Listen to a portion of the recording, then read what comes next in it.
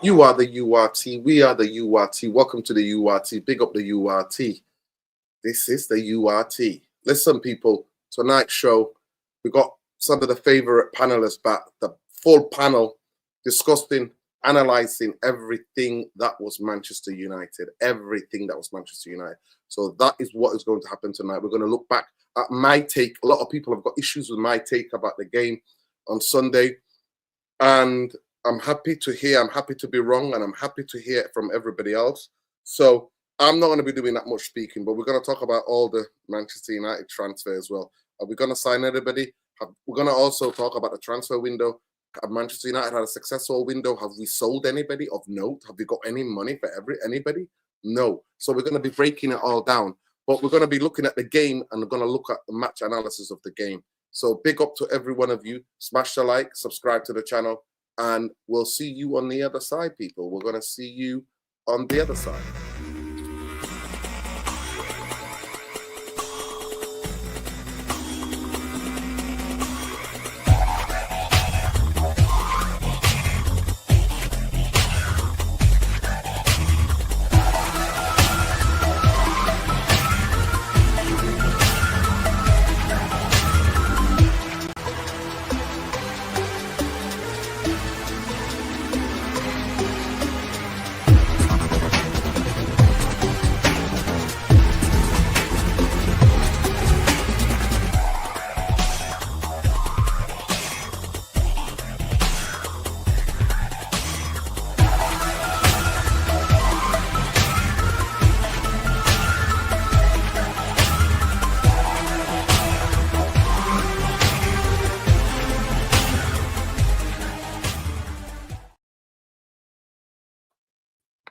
URT, who are we? Big up Saeed for the raid. Big up Saeed for the raid.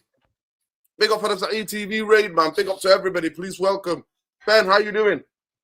Yes, big up. Good evening, Nerden. Good evening to the Therapy Army. Big up, Saeed. Free Palestine, man. Good to be here. Hope you had a good time, Nerden, down in, was it Bournemouth? Was it you were there? Yeah, Hope you had a good time, man. Yeah, the Bournemouth went to the We Out Here festival.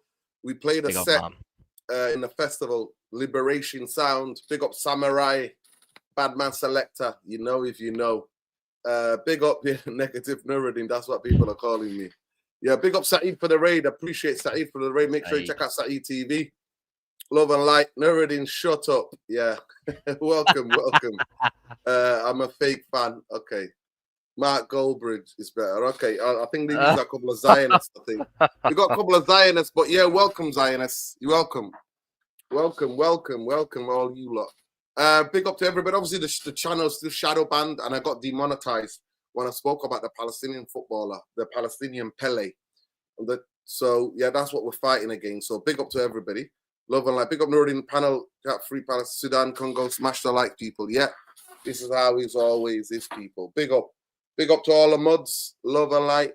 Yeah, Ben, first, you're the first up. You're the first one here. Take it away. Talk to me. What did you think of the game? Did you go to the game, by the way? Were you there? I had the offer for the tickets, but I didn't want to go. Not because of Man United, because of the 1950 cancelling the protest. Didn't want to go. Okay, no. There you go. Okay, so go on. So you watched it from minute 1 to the last minute. Talk to me. Yeah. First things first. Obviously, I know I haven't been on the channel obviously in a while. I'd like to express my condolences to the Palestinian footballer. May he rest in eternal peace. And fuck UEFA for just saying farewell. Who the fuck do UEFA think they are, man? For just saying farewell, man. Give a fucking nice, like, tweet, man. Not fucking farewell, man. Where's the rest in peace, man? Fucking Zionist bastards, man. Fuck Zionism and free Palestine every day, man. But big up, anyways. Yeah, man. I didn't go because of the 1950. My mate was kind of annoyed that I didn't go with him, but I said, look, I was really looking forward to the protest, and obviously the first game of the season as well, man. I was obviously gassed, obviously, that I think Arsenal. The Arsenal game, yeah, a lot of Arsenal fans weren't really happy to see Man United at Old Trafford for the first game, but I thought this could really, if we won the game, I thought this could really kickstart our season. for obviously for Ruben Amorim, but also for the squad's mentality. But man, and like I said, man, like first things first, I just gotta call out the 1958. I just think they're a fucking disgrace. The fact, the audacity for them to call themselves, yes, what they're doing is good. They're the only people in the fan base to actually organize these protests. But you know what, man? Who gives a fuck about what the other fan base think? Stick to the plan. It's been 20 fucking years we've had for Glazers ownership. So stick to the plan. Give rid of these fucking vultures. Don't worry about what other half the fucking fan base think. Organize it. There's still going to be people there that are going to go to the fucking protest. Baleba's not happening now because they wanted to fucking they cancelled it because of Baleba. Baleba's not happening now because this fucking propaganda. I don't believe they're in for him because there was something about David Ornstein was I forgot the name of how David Ornstein described the deal. I don't know. The chat will confirm it. Anyways, I don't believe they're in for him. Very difficult. It was the word difficult. Yes, do. That's what it was. Yeah, intermediaries. Yep. Literally, that's what it is. Intermediates. Yeah, that intermediaries or whatever you call it. But anyways, that's 1950 out of the way.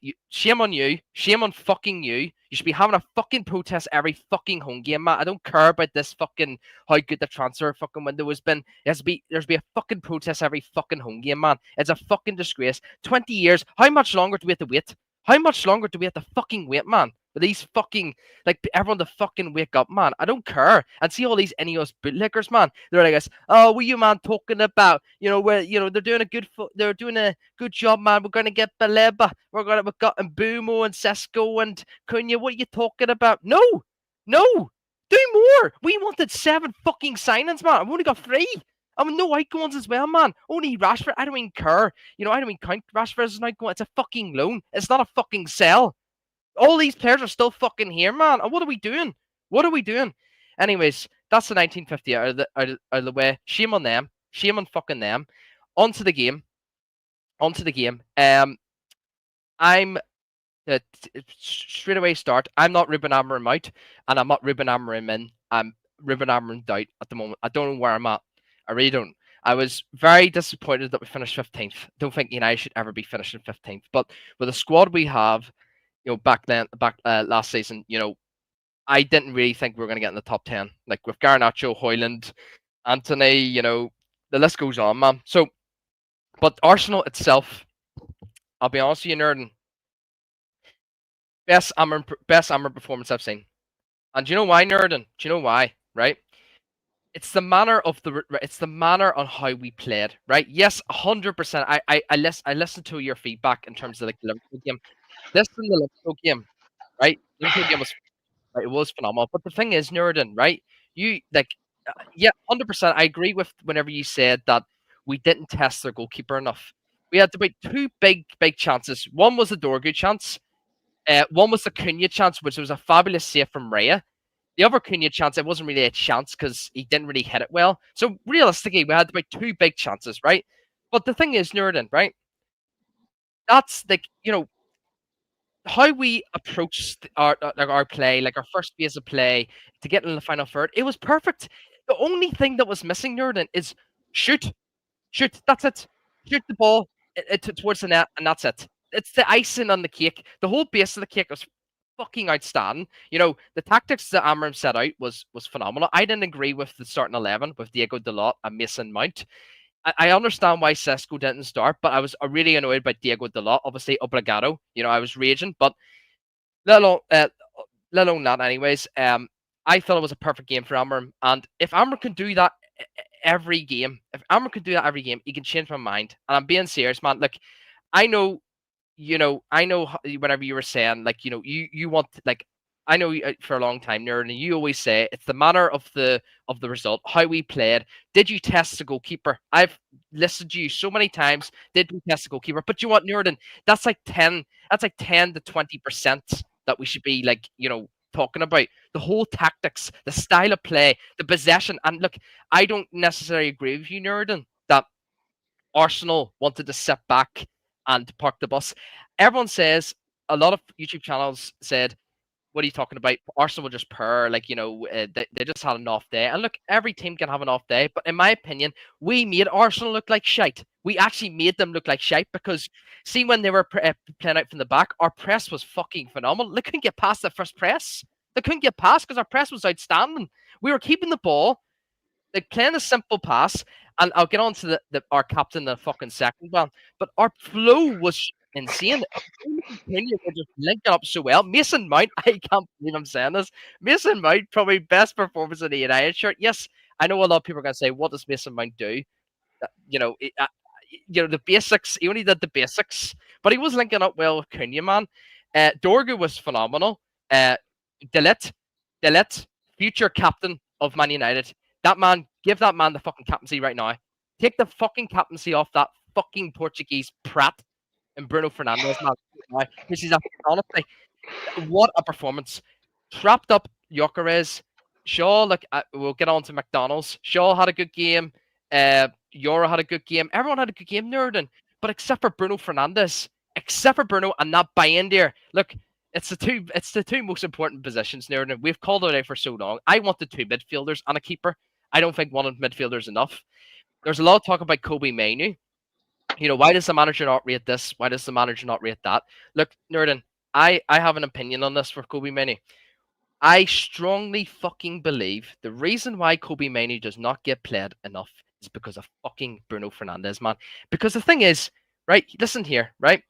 How can Ruben put on Kobe Mainoo, right, instead of and take off Casemiro? Because Casemiro, you have to have at least 1-6 in that system.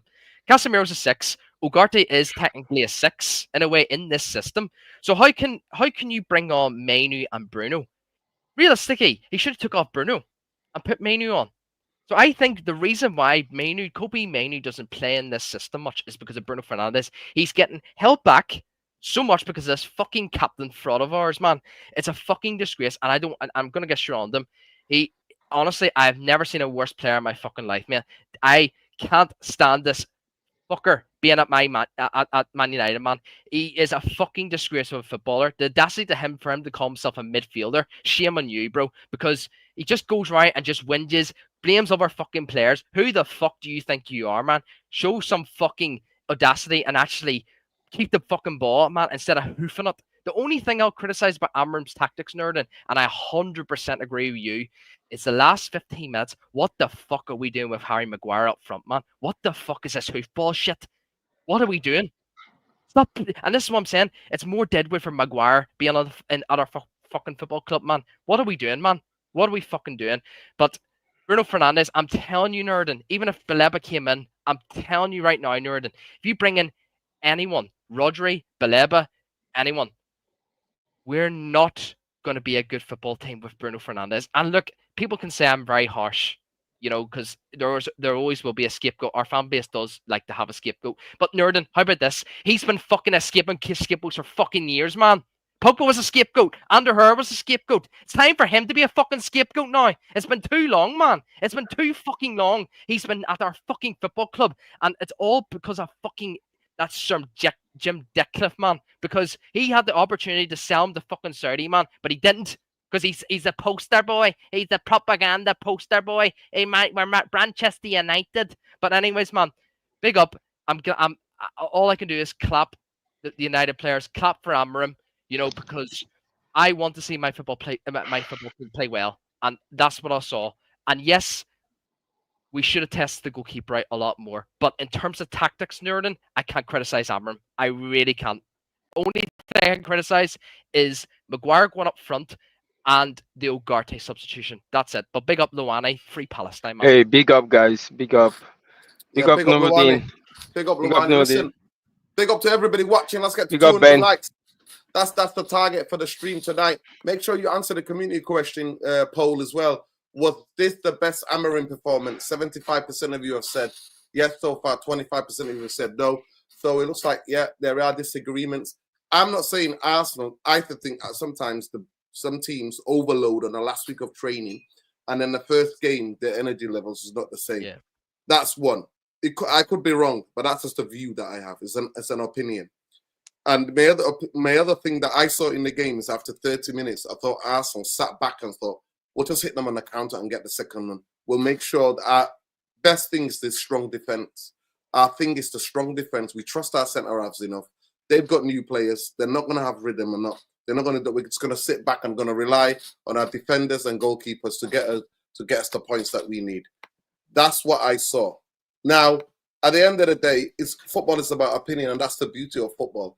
Anybody can have their opinion, but that's what I saw. As far as the belabor thing is concerned, I've already made the videos, and I've told everybody I'm their nan. I called it out straight. Ben will tell you, and Luani will tell you. Majority of you who are new to the channel, please subscribe and like, share. That I predicted that the belabor thing was a PR. How can I know a week before? Because I saw the way that it's being reported. And I'm like, this club is built on PR. The whole summer was all about PR. But anyhow, I'm happy to go over the game again. We can do that. Big up, Luani. I hope you're well, brother. I hope your family are good. Sending love. Listen, Luani, you send me a message. Go ahead. It's your take now, your match reaction, and I want to hear it. I'm really interested. So take your time and break it down for us. Big up to Ben as well. Always breaking it down. Big up the chat. Big up the chat. Even the ones who were calling me negative. Big up the chat. Love. Big up Therapy Army. Big up the chat. Thanks, my friends. Thanks, gentlemen. I have a lot to say, but I'm gonna try to sum it up a bit. I watched the game twice. First time for the passion, the second time just for the tactics.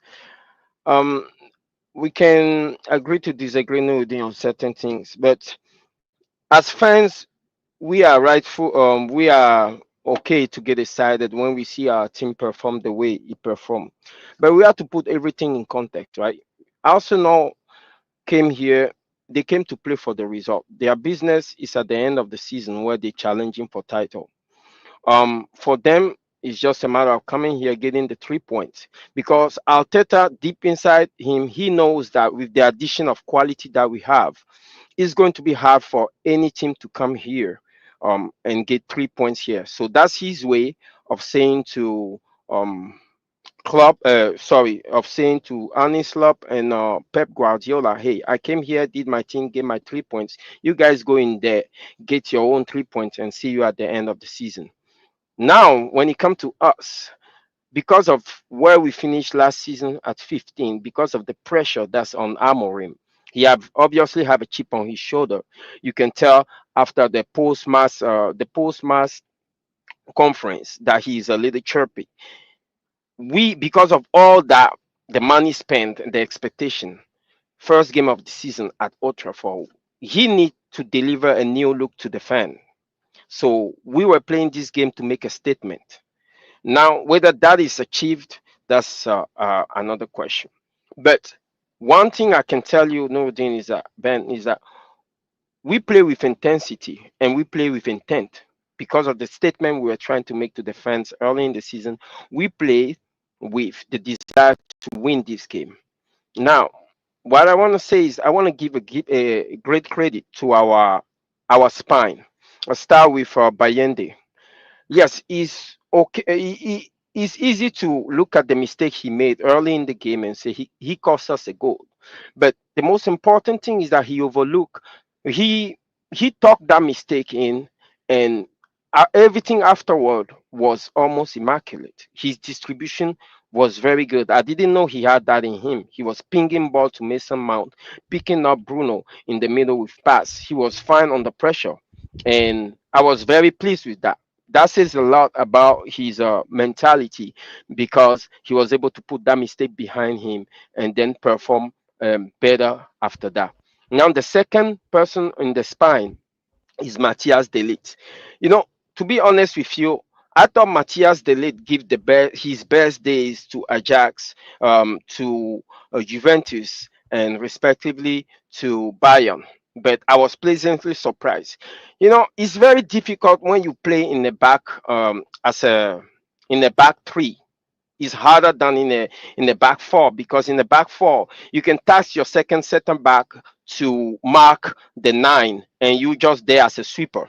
But in the back three, he have to mark the number 9. He have to set the offside trap. He also have to take a look, keep an eye on his lateral center back in case they become overly aggressive. He can step in and cover them. And I see Matthias de Ligt, he did all of that. He was able to cover Luke Shaw and Lenny Yoro when they were overly aggressive. He put in timely blocks. He was always at the right place at the right time. He was on the Arsenal striker. He couldn't even give him anything. He couldn't give him like a header. Actually, he was on him all afternoon. And he was in the same process. He was able to step up and set the offside trap perfectly. I see Calafiori get caught a couple of times when he tried to be adventurous. And all of that is credit to Matthias de Ligt. He really impressed me. I didn't know he still have that in the tank. Now the third person on that spine is Casemiro. It looked to me like Casemiro came here with the intention to prove everybody that distribution is also part of his arsenal. Yes, I know when he was at Real, everybody give credit to Toni Kroos and Modric when it comes to distribution. But when I saw Casemiro yesterday, he was comfortable on the ball on the half turn, ping the ball left, ping it right. Grass cutter, no problem. He was excellent. Bruno hits the ball. Casemiro pings it. There is a difference. I don't want to be at the end of one of Bruno's pass. It come at you as a cruise missile. When Casemiro hit the ball to you, it's almost a feather. The leather turned into a feather, and you don't have to cave your chest in to chest it. I love that. He's a very good underrated passer of the ball, and he was good until he was taken out. He was excellent. Now, my third person on the list is in our finishing phase is Mason Mount. I know it's easy to gloss over the new toys that we have in Cunha and Mbomo, but Mason Mount was excellent. I don't rate him personally, but I'm not going to sit down here and not give him his flowers.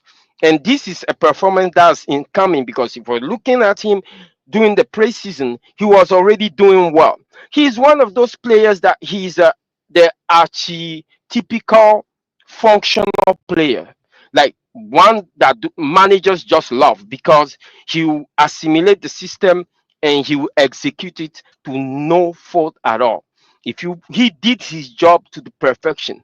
Every touch he take, everything he did, everything we did there in attack have Mason Mount's name all over it. And I'm not the person to give him credit all the time.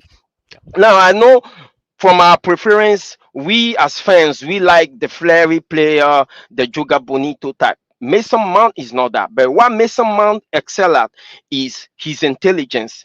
And he does everything to and really like an above level, right? Just enough. His touch is good. He take the ball well on the half turn. He can ping passes, and he's very good in the system. I will go as far as to say that among all our players, he is the one that actually understands Amorim's system the best out of everybody. I'll go in a whim to say that. And I can understand why Tuchel love him. Sometimes we tend to forget that this guy was play in the Chelsea team that won the Champions League. So credit to Mason Mount. Now, when it comes to the actual tactical aspect of the game, when we saw the lineup, I was not that happy because Dalot started, and a signal that Amorim did not want to attack. Even if that was your intention at the beginning, right? At the beginning of the game, you did not want to attack. Why after 10 minutes, we conceded? After 10 or 13 minutes, we conceded really early. Arteta he came for 3 points. We handed it to him really early in the game. You think Arteta is going to commit people forward? No, it's clear that Calafiori was never going to overlap.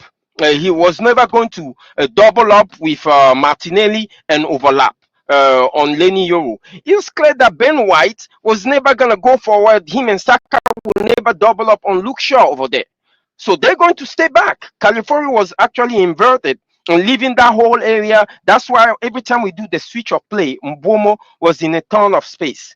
Now, when the situation is like that, as a manager, why are you worried about? Let your defenders defend. That's the issue that I have with this manager. You have Lenny Yoro there, one-on-one with Martinelli. You telling me that Lily Euro cannot defend Martinelli one-on-one? Come on, Amorim. Come on. What's going on here? Like, why is he scared of this guy? Why? Martinelli is not Sulemana. Okay? Now, you know the situation is like that. Just take out immediately, like 20 minutes, 30 minutes into the game, take out Dalot, who was useless, and put in Ahmad. Give us another outlet. Give us another outlet.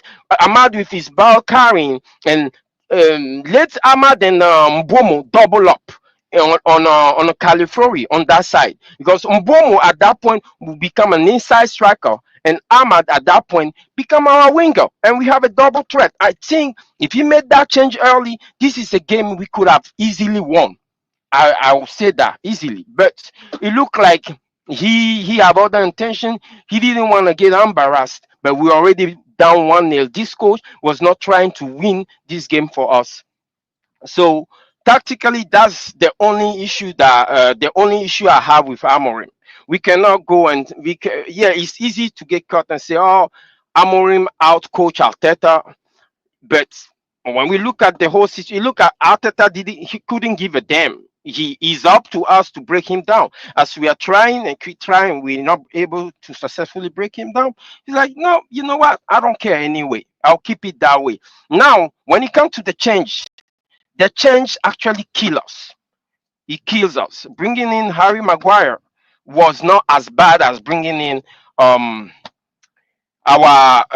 taking out Casemiro and changing him for Ugarte, because Ugarte is a horrible ball progressor of the ball. Why are you in the business of bringing in Ugarte when you 1-0 down and you're trying to score a goal? What happened with Kobe Mino? You see, I didn't even speak about our captain. Anybody that is still sleeping in that cryogenic chamber that's located in the backside of Bruno, I urge you guys to wake up. Right? John? No, I urge you guys to wake up. I watched the game twice. You see, the first goal that we conceded, anybody can go on, say, buying the flap and not. Did you see that situation that happened before that corner got conceded? Bruno, in his own half, took a bad touch. Why are you a midfielder and you taking a bad touch toward Martinelli? Martinelli even already give up on that play. And as soon as Bruno take a bad touch, he's like, I'm pouncing on this ball. And to combine all that, Bruno give a hospital pass to Lenny Euro, who did not see Calafiori that was out of the field coming from behind him.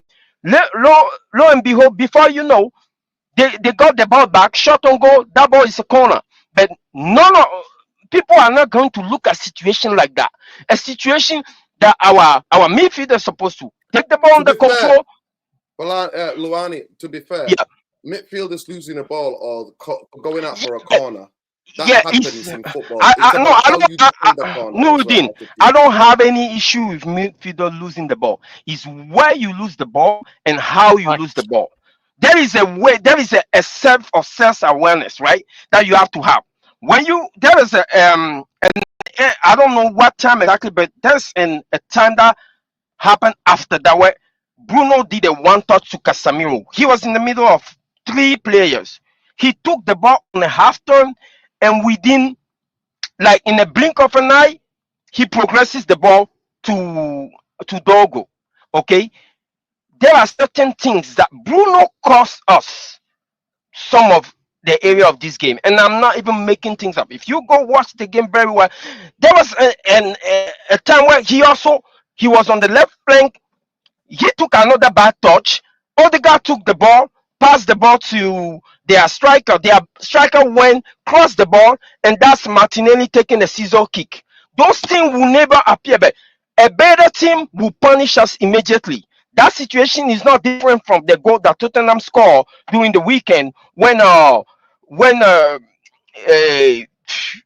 their striker did the scissor kick. What are we doing? And that's even on the offensive side of the ball. Why are you losing the ball in the progressive phase of the game when we already have 6 men committed forward?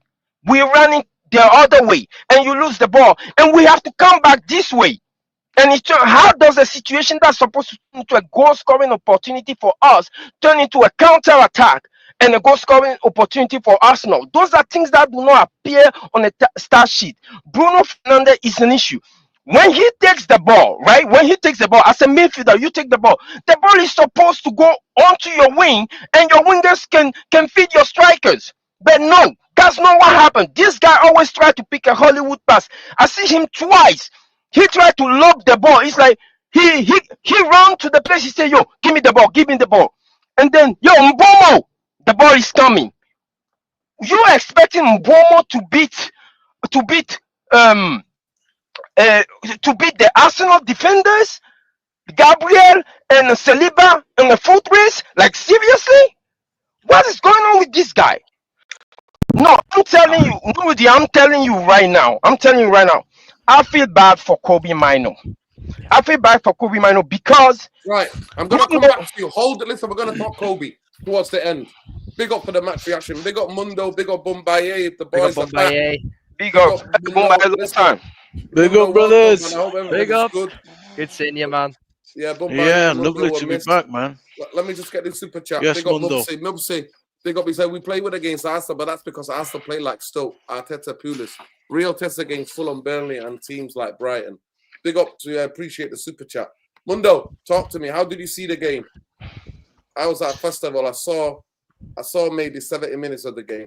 I was at We Are Here festival in Dorset. So talk to me. What did you think of the game? Evening, everyone. I'll give you my 2 pence.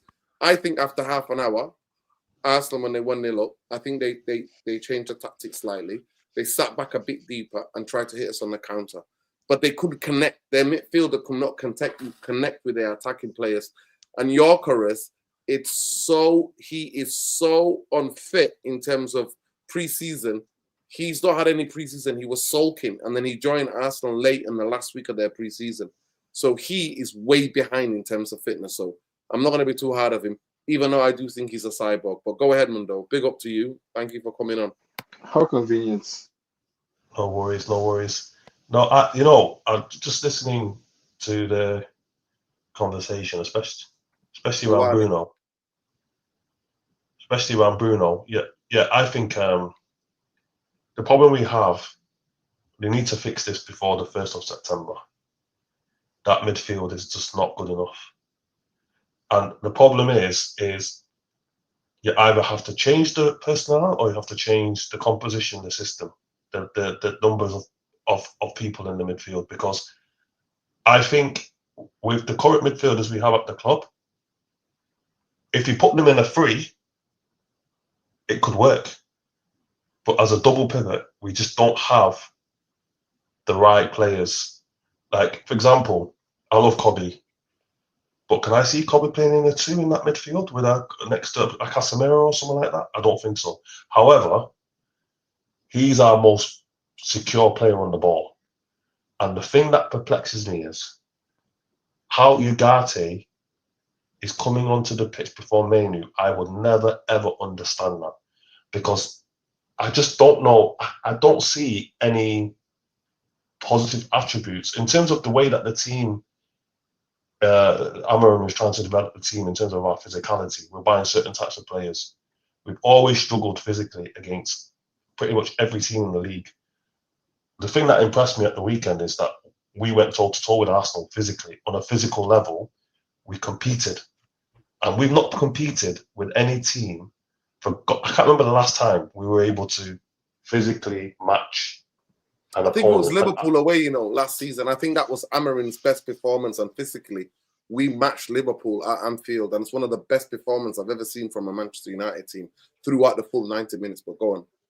Yeah, so exactly. So we're talking about one occasion in God knows how many years, and Arsenal probably one of they are robots. They're all giants. Arteta's built a team. Literally, it's like carbon copy of a Mourinho team. They're very resilient. They're hard to beat. They're very physical.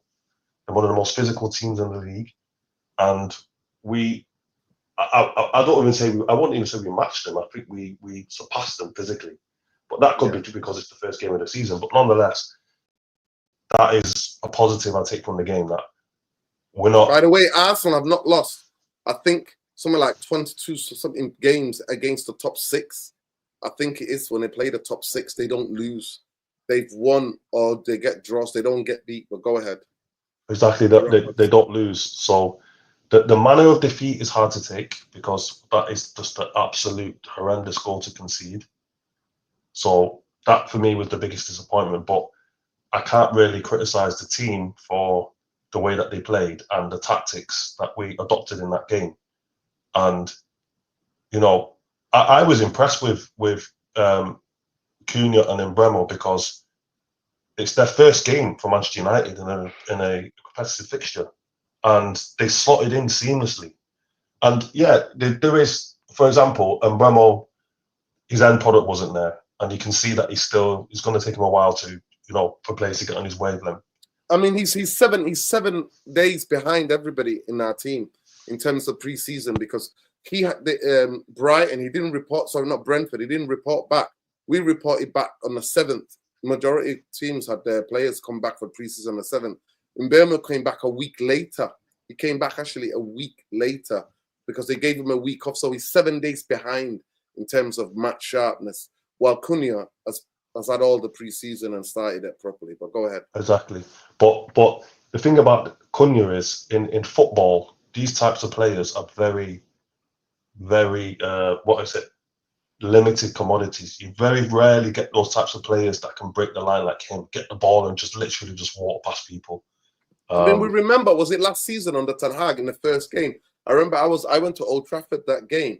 I remember I came back, my match reaction was like, oh my God, Cunha literally was taking the ball for Wolves from the edge of his area and then take it and then go in having a shot. Running all the way. I remember that game, yeah. He was picking it up from his own half and him and Lamina were getting on the ball and literally just walking through our team. But there is still that element of risk in terms of that happening with our team because of the midfield. So they have to address that situation. Now, I'm not blaming Bruno for what happened on Sunday. The reason is Bruno didn't put himself in that position on the pitch. That's the manager's decision. And we might live to regret not cashing in on Bruno when we got the opportunity to get 100 million, because that you take that Bruno money and you go and get Believer from Brighton. Simple. Or you go and get Adam Wharton. You get somebody who's suited for that system. We can't afford to be shoehorning players into if you want to play Bruno, he plays as a 10, end of. Right? That's it. Stop trying this experiment. It doesn't work, right? His decision making is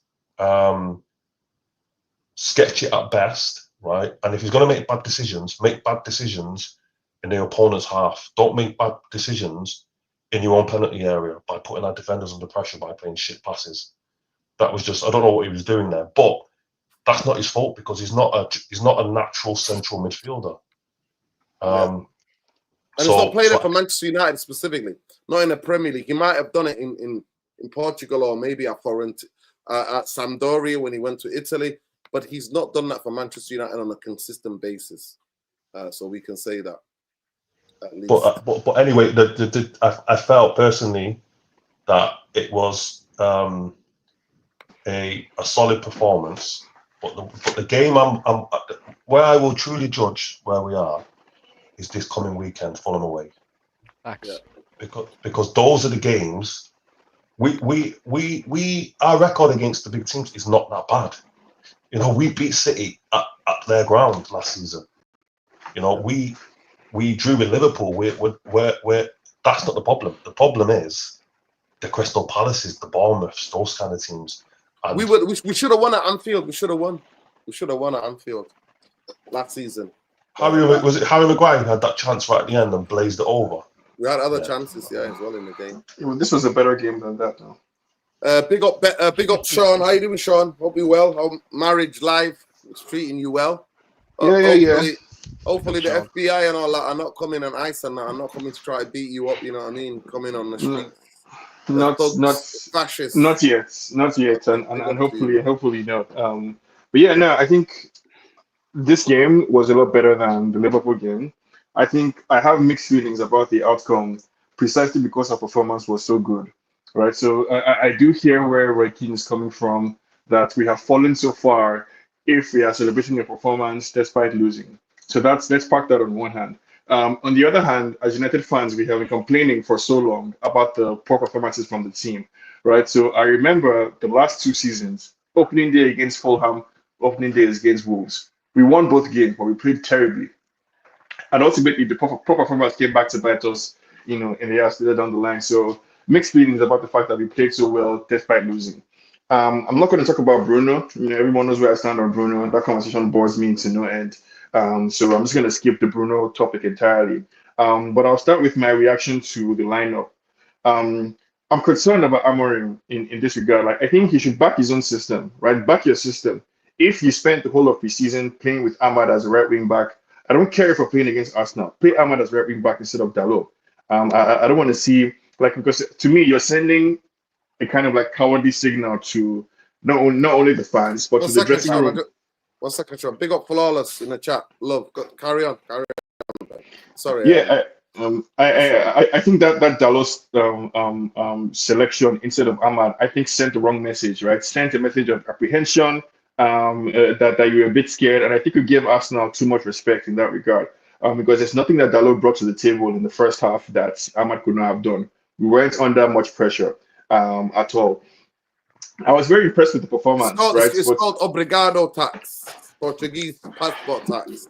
Yeah, no, I understand. I understand that that's what some people think. On paper, I agree with those who say Dalot's best ability is his availability. So he's very fit. He gets up and down the pitch. So I can see the kind of value that the manager would see in Dalot. Makes sense to me, but I would just prefer that he be a sub player instead of a starting player for this type of games. But aside from Dalot, there's a question of Mason Mount, Casemiro, despite the fact that they played so well. I don't want to see Mason Mount in the striking position against Fulham. But if we don't play Mason Mount, are we going to be able to press as effectively as we did against Arsenal? Right. So those are questions that I want answered. As good as Casemiro played in this game, what happens 2 weeks from now when Casemiro's legs are no longer able to carry him? Right. Now that we're playing 1 game a week, does that make it easier? Maybe. I think I don't like people who are saying that Arsenal just gave us the game, or that Arsenal sat back, or any of that kind of stuff. I think we took it from them. I think we were the better team from start to finish. We were intense. We created a lot of chances. We had a lot of shots. We were all over the second balls. We passed better. We pressed their midfielders, pressed the life out of Gyökeres. Gyökeres was nowhere to be found. So it was an all-round very good performance, right? And the last thing I'll say is, I agree with those who say that the real test is against Fulham, but not because of the system or anything like that. I think there's a psychological hurdle that these players need to get over. I noted that at the end of this Arsenal game, they all sank to the floor. They all let their heads drop. They were all lying down. They seemed like a mixture of exhaustion and extreme disappointment. Right, so I understand where that's coming from, but I think the psychological hurdle is going to be the most important thing that we need to get over. Because if it's the play, I expect us to dominate possession against Fulham. I expect us to have more shots. I expect us to pretty much control the game in the same way we did against Arsenal. But just can we get over the hump, right? Can we get over that mental hump of being a 15th place team who doesn't score goals? I trust guys like Cunha, guys like Umbermo to step up to the occasion, right? And I think the whole team as a whole is really looking better. So, I'm optimistic as always, and hopefully our top 6, top 8 finish that I'm projecting for this season starts with a victory against Fulham. Yeah, big up, Sean. Love. Big up to Bowley, 77. Big up to Tactical Devils. Jarvis, if you're free, jump on. I'd love to have your take on the game. Love and light. I watched you and Stu's analysis of the game and breakdown afterwards. Big up to you lot. And I watched a little bit, but I couldn't like the video because the internet kept going weird. Internet down south, mate. Festival, you know how it is. Big up to Bombaye. Bombaye, probably more optimistic than Ben. More deluded maybe at times than Ben. Sorry, I'm not Ben, but then Sean. So big up. We got the two tonight. I was about to leave there. Mason Mount. Let's start with Mason Mount. You backed him for a long, long time. You said there's a good player in there. For me, Mason Mount just can't run around on a football pitch. He is in a number 10 position. He needs to either score or assist. That's what number 10s do. So I'm not just going to give him credit for a couple of passes and him, hustling the ball back. He needs to actually affect the game, and you do it by assist and goals. Carry on, Bombay. Welcome back to the show. Most people have missed you. Everybody's been on my case saying, "Where's Bombay?" Everybody loves your voice, your tones. You know what I mean? The Barry White tones, people said to me. So, yeah, big up to you. Talk to me. How did you see the game? Yeah, good evening, guys. You've been missed. Good evening to everyone in the chat. Nice to be back, man. Start of a new season. All considered, first game back against Arsenal at home, we walk away thinking we're feeling a bit aggrieved. Means it's a pretty good day. We just have to stop conceding these corners against Arsenal. There's no point in moaning about it, because for me, Arsenal come. It's a difficult first day for them. It's all about getting 3 points. They want to win the league. So they did their job. As far as United are concerned, it was a good team effort from everybody, really. I don't want to punch too many holes in it. It's just the first game. And we got to, find Mbuemo in there, find Cunha. Obviously, you got to put Seshko in there. But I thought De Ligt was very, very impressive for me. He was my man of the match. I liked the way that we pressed Arsenal high. When they defense were moving into the midfield, I think De Ligt was exceptional at that. There was some nice passages of play. The only issue that Manchester United have that's glaring in my mind is I want to progress the ball with numbers. I don't want to just transition quickly with a 1-2 move and that's how we get away. I want to progress the ball through the middle of the park.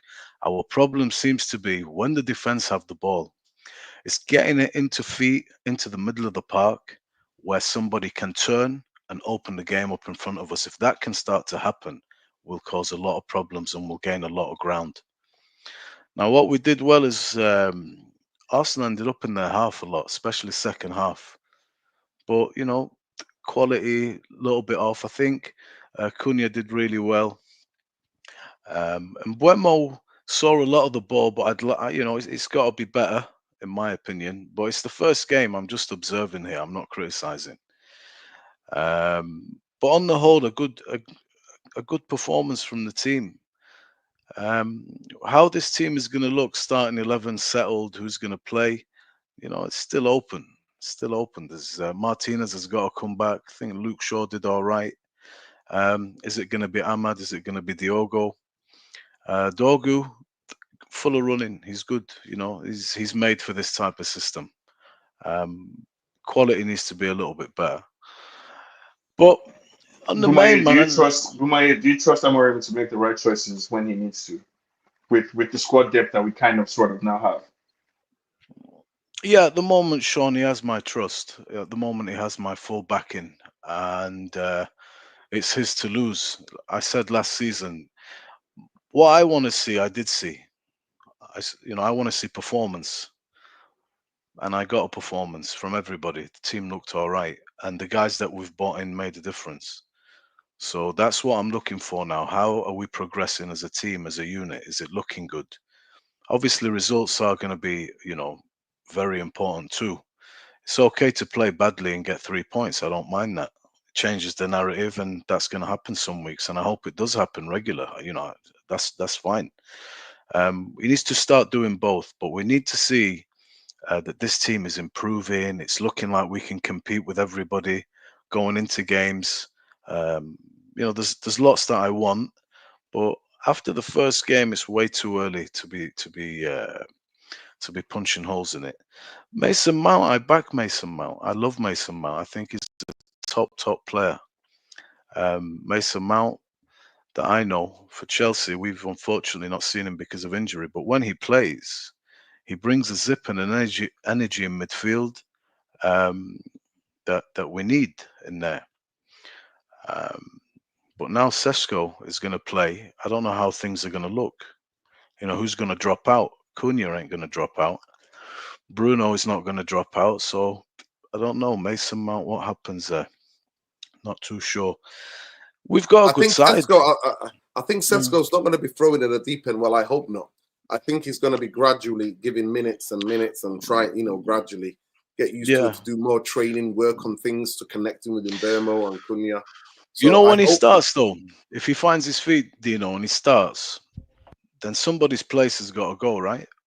Because what you could see yesterday is this. One thing you did see against Mbeumo Arsenal, and Cunha are definitely going to play. Yeah, they're going to play. What I did see is, how many balls did you guys see flashed across the box with nobody there? There was a lot of that. That happens when you don't progress the ball, and it ends up being a quick transitional move, which is nice. But when you progress the ball, you can pack that box, and those balls, somebody's going to get on the end of them. But we saw a lot of those balls. It was 4 Arsenal defenders and Mbeumo at the back post. Can't have that. Need to be in there. So we need a focal point, a guy that is sniffing. Sesko, if you watched him, when I seen him, okay, didn't really do much, but you could see he was, he'd move forward, take a step back. He was waiting for it, wanting it to come.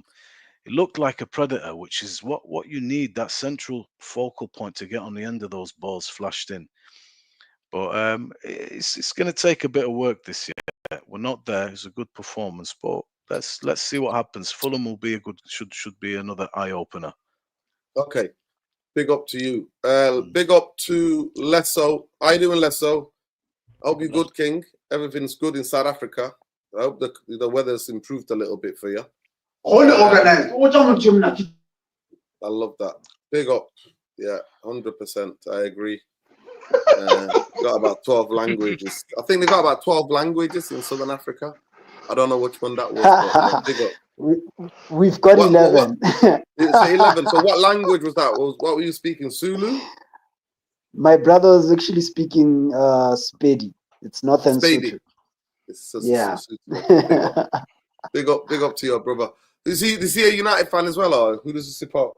Yeah, he supports Man United. He's actually angry. He's actually pissed off. He's listening to the show. Yeah, big up to my brother. Big up to, what's his name? Madiba. Madiba. Wow, he's named after Mandela. Wow. Amazing. Madiba. Big up Madiba. How are you, bro? You good? I'm good. I hope everyone is well. And yeah, big up to the chat as well. And yeah, we go again, guys. We go again, unfortunately. Yeah, talk to me. What do you think man. I mean, give me your match reaction. With regards to the game, guys. I don't know why people are so impressed, man. You guys are so easily impressed with I'm not gonna lie to you. It was good. It was good to see, right? Because we're starved, man. That's why. Yeah, it was good to see. Obviously, we had good exchanges, and we saw a bit of good football, and that's partly what we also asked for, right? But my main concern with all of this, it's not really that it's bound to the system. It's more of individual brilliance. Because if you look at the guys like Cunha and Mbeumo, you saw how they literally carried the forward line. They had to drop down deep, because essentially we do not have a midfield anyways. They had to drop down so deep, by the time it was like the 60th or 70th minute, they were naked. I don't know if anyone has seen this, but it's been a bit of even in preseason, I saw bits of it where these guys are being overly worked. It's not a good look at the moment, and you want players like these operating in the final third, because attacking in itself it's very difficult. It's the most difficult thing. I don't care what anybody say. Attacking is very difficult because the decision making in that final third, it makes and it can either help you lose a game, or it can win you a game. So you want guys like these to reserve their energies for those final thirds. I mean, you look at even at Real Madrid, their best attackers, they would actually conserve their energies for the time, like your Cristiano Ronaldos and all these guys. They would not be doing this whole, running back, trying to get the ball, trying to progress the ball, doing all of that extra work. They would actually, operate in and around that final third, because that's where you hurt your teams. That's where you want your guy to be effective, right? So in our case, our best attackers are dropping too deep, because there's no one in that midfield who can progress the ball forward. You look at Bruno, he's all over the place. You look at Casemiro, it's Casemiro at the end of the day, but there's absolutely nothing there. There's no balance, and it's all over the place thing. All I saw is individual brilliance.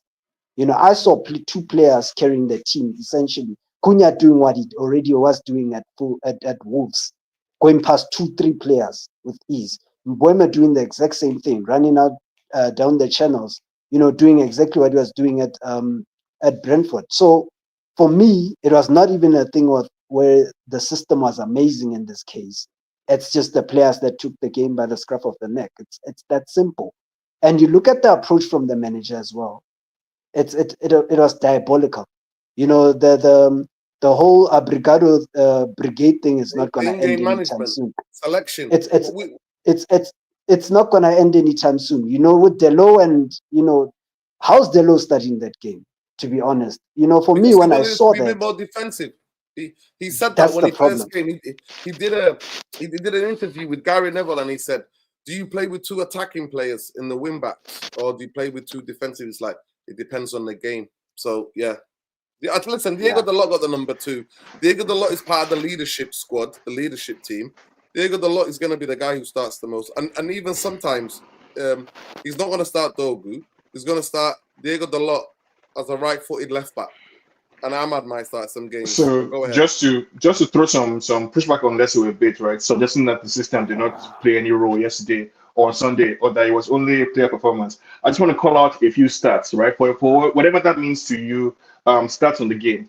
Man United possession 61% to Arsenal 39. Expected goals 1.5 to 1.31. Total shots 22 to 9. Right? Accurate passes 393 to 74. Look at our passes. Passes in opposition half 197 to 110, almost double. Basically, passes in our own half 196 to 109, also almost double. 475 total passes to 294, almost double. We won more duels in the air, on the ground, dribbled more. Talking about midfield, top 1, 2, 3, 4, 5, top 4 accurate passes in the game from United players. Number 1, Leniero, 91%, followed by Delete, 86%, followed by Bruno, 84%, followed by Luke Shaw, 77%. Right? Accurate passes. Before you get to the highest number for Arsenal, Martin Odegaard, 70%. So this is a team. If you look at the momentum charts, look at the domination charts for this game. We dominated Arsenal in every single sphere of the pitch, in midfield, in defense, in attack. Right? So we were unlucky. Can I rebuttal that? Can I rebuttal that quickly? Sure. Can I rebuttal that quickly? There's context that you need to consider in that, my 100%. You look at Arsenal. Arsenal, pretty much after the 20th or 30th minute, they've literally surrendered the game to Manchester United in terms of position. How convenient. Arsenal fell back. Listen, Arsenal fell back, and they let us set the ball. And it's essentially, funny enough, we played them we did the exact same thing when they played us the last time. Let me tell you what I think you missed the point. You missed the point. They did the exact same thing. Happy to pass it off the bench, but let me just offer my own rebuttal to your rebuttal, right? I'll tell you what I saw. I saw Arsenal many times try to build up from the back, but they couldn't because Mason Mount was on top of them throughout, right? I saw them try to get the ball up to Gyökeres, but they couldn't because the lead was all over Gyökeres, right? I saw them try to put pressure on what's his name, Patrick Dorgu, but they couldn't, right? I saw them trying to attack us and Casemiro making crucial tackles or interceptions and releasing the ball quickly to Mbeumo. We were all over them, right? Guys, United fans in general. It's okay. Arsenal thing. Listen, Arsenal was sitting deep. Arsenal was sitting deep. Arsenal are the best defensive team in the league, by the way, and they played. Yeah, let's answer this quickly. Did they not do the exact same thing that they did to us at Old Trafford last season? Did they? No, they did. No, they did not. And everyone can speak for themselves. Can right? someone bring the stats for? Yeah, everyone else can. I want to see something. Sean, give me 1 second. I want to see something. Position based. I want to see something. I want to see where they had the ball. I want to see where they which game do you want? More or less FA Cup or Premier League? Pretty much what their tactics were in that game. Let me Sean, 1 second. Please, 1 second. Sean, 1 second. So Sean came up with the statistics, right? Luwani, 1 second, please.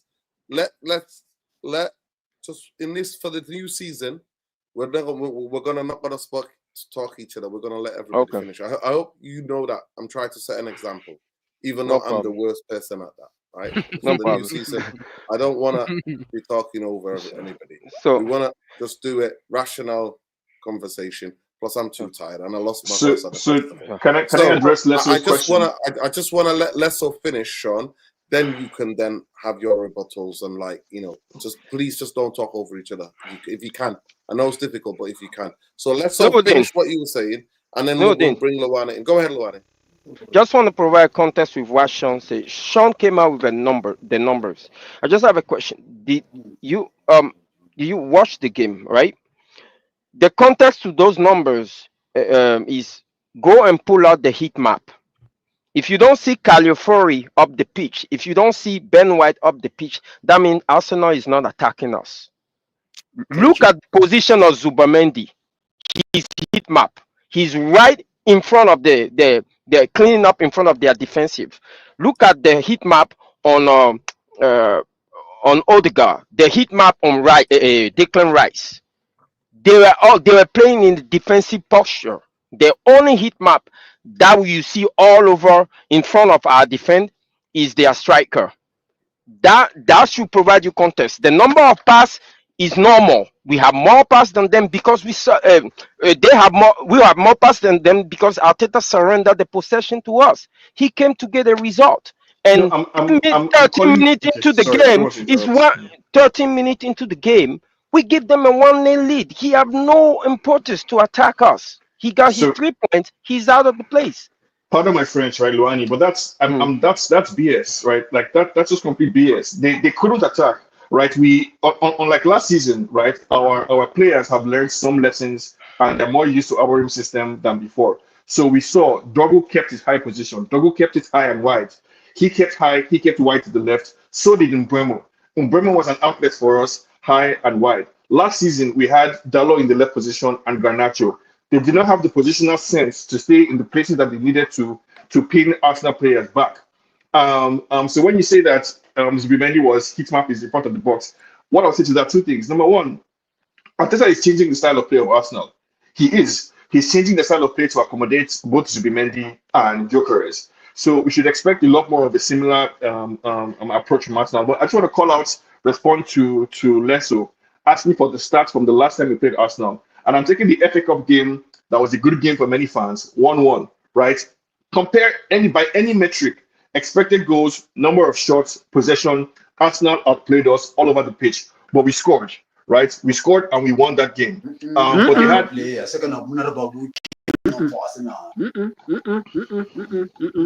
I disagree. You're now making up things. I'm sorry to say it. That game we're supposed to win it. Second half, my guy. Second half, we literally had them. We literally created the chances. We literally controlled them, and we had them by the scruff of the neck. I'm looking at the stats here. I have the stats in front of me. Like so which one? So if you take second half, possession 77% to 23 for Arsenal. Expected goals 2.4 to 0.06. Expected goals from United in that second half of the FA Cup match. Whereas if you compare our game, our XG went up in second half in this last game on Sunday to 1.92 versus 1.53 for the overall game. So like you can't compare, from my perspective, you can't compare any metric you want to use for this United team that we saw on Sunday we were a much better performance. And I can't help what I see to be motivated reasoning, right? You guys are working backwards from your conclusion about Amorim and doing your best not to give the team any credit at all. I can't help that. Like, right, I can't convince you otherwise. We just have to win against Fulham. Sean, okay. Let me. Can I finish? Can I finish my point? Then you can go, Luan. Go ahead, bro. Go ahead. Secondly, if you guys are talking about these improvements that you're talking about, I already rebutted that a long time ago. I told you essentially we will improve a little because of the player quality that we're gonna add. Anyways, that was already established. If you're bringing Cunha and Mbeumo to your team, you are gonna essentially improve slightly because of the quality that you're bringing into your team. That's basic. That's basic, obviously. But now I just pointed out structural I'm going back. improvements. No, listen. Listen to my point, and then you get to rebuttal. Now, another thing I want to add on to that I saw and clearly that nobody's speaking about is the mere fact that whenever we progress the ball, there's hardly anyone up front.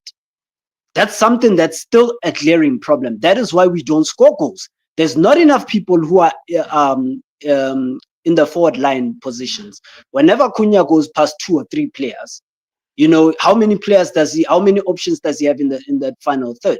That's still something that hasn't improved. You can't score goals, by the way. Let me just let people know this. You cannot expect to score goals when you have 2 people, and 2 people, more or less 2 people on averaging 1 or 2 people in the box.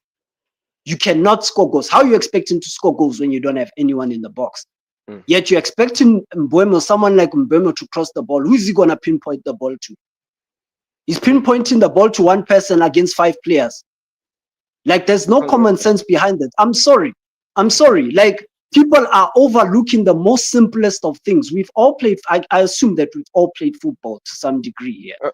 If I'm playing on the pitch and I'm going past 3 players and there's no options there, then it's pretty much useless. If you haven't worked on your attack, we clearly have not worked on our attack. We still attack with few numbers. We still playing caution football. We're playing what we call chicken football. Like, that's just that is true. That is true. That is true.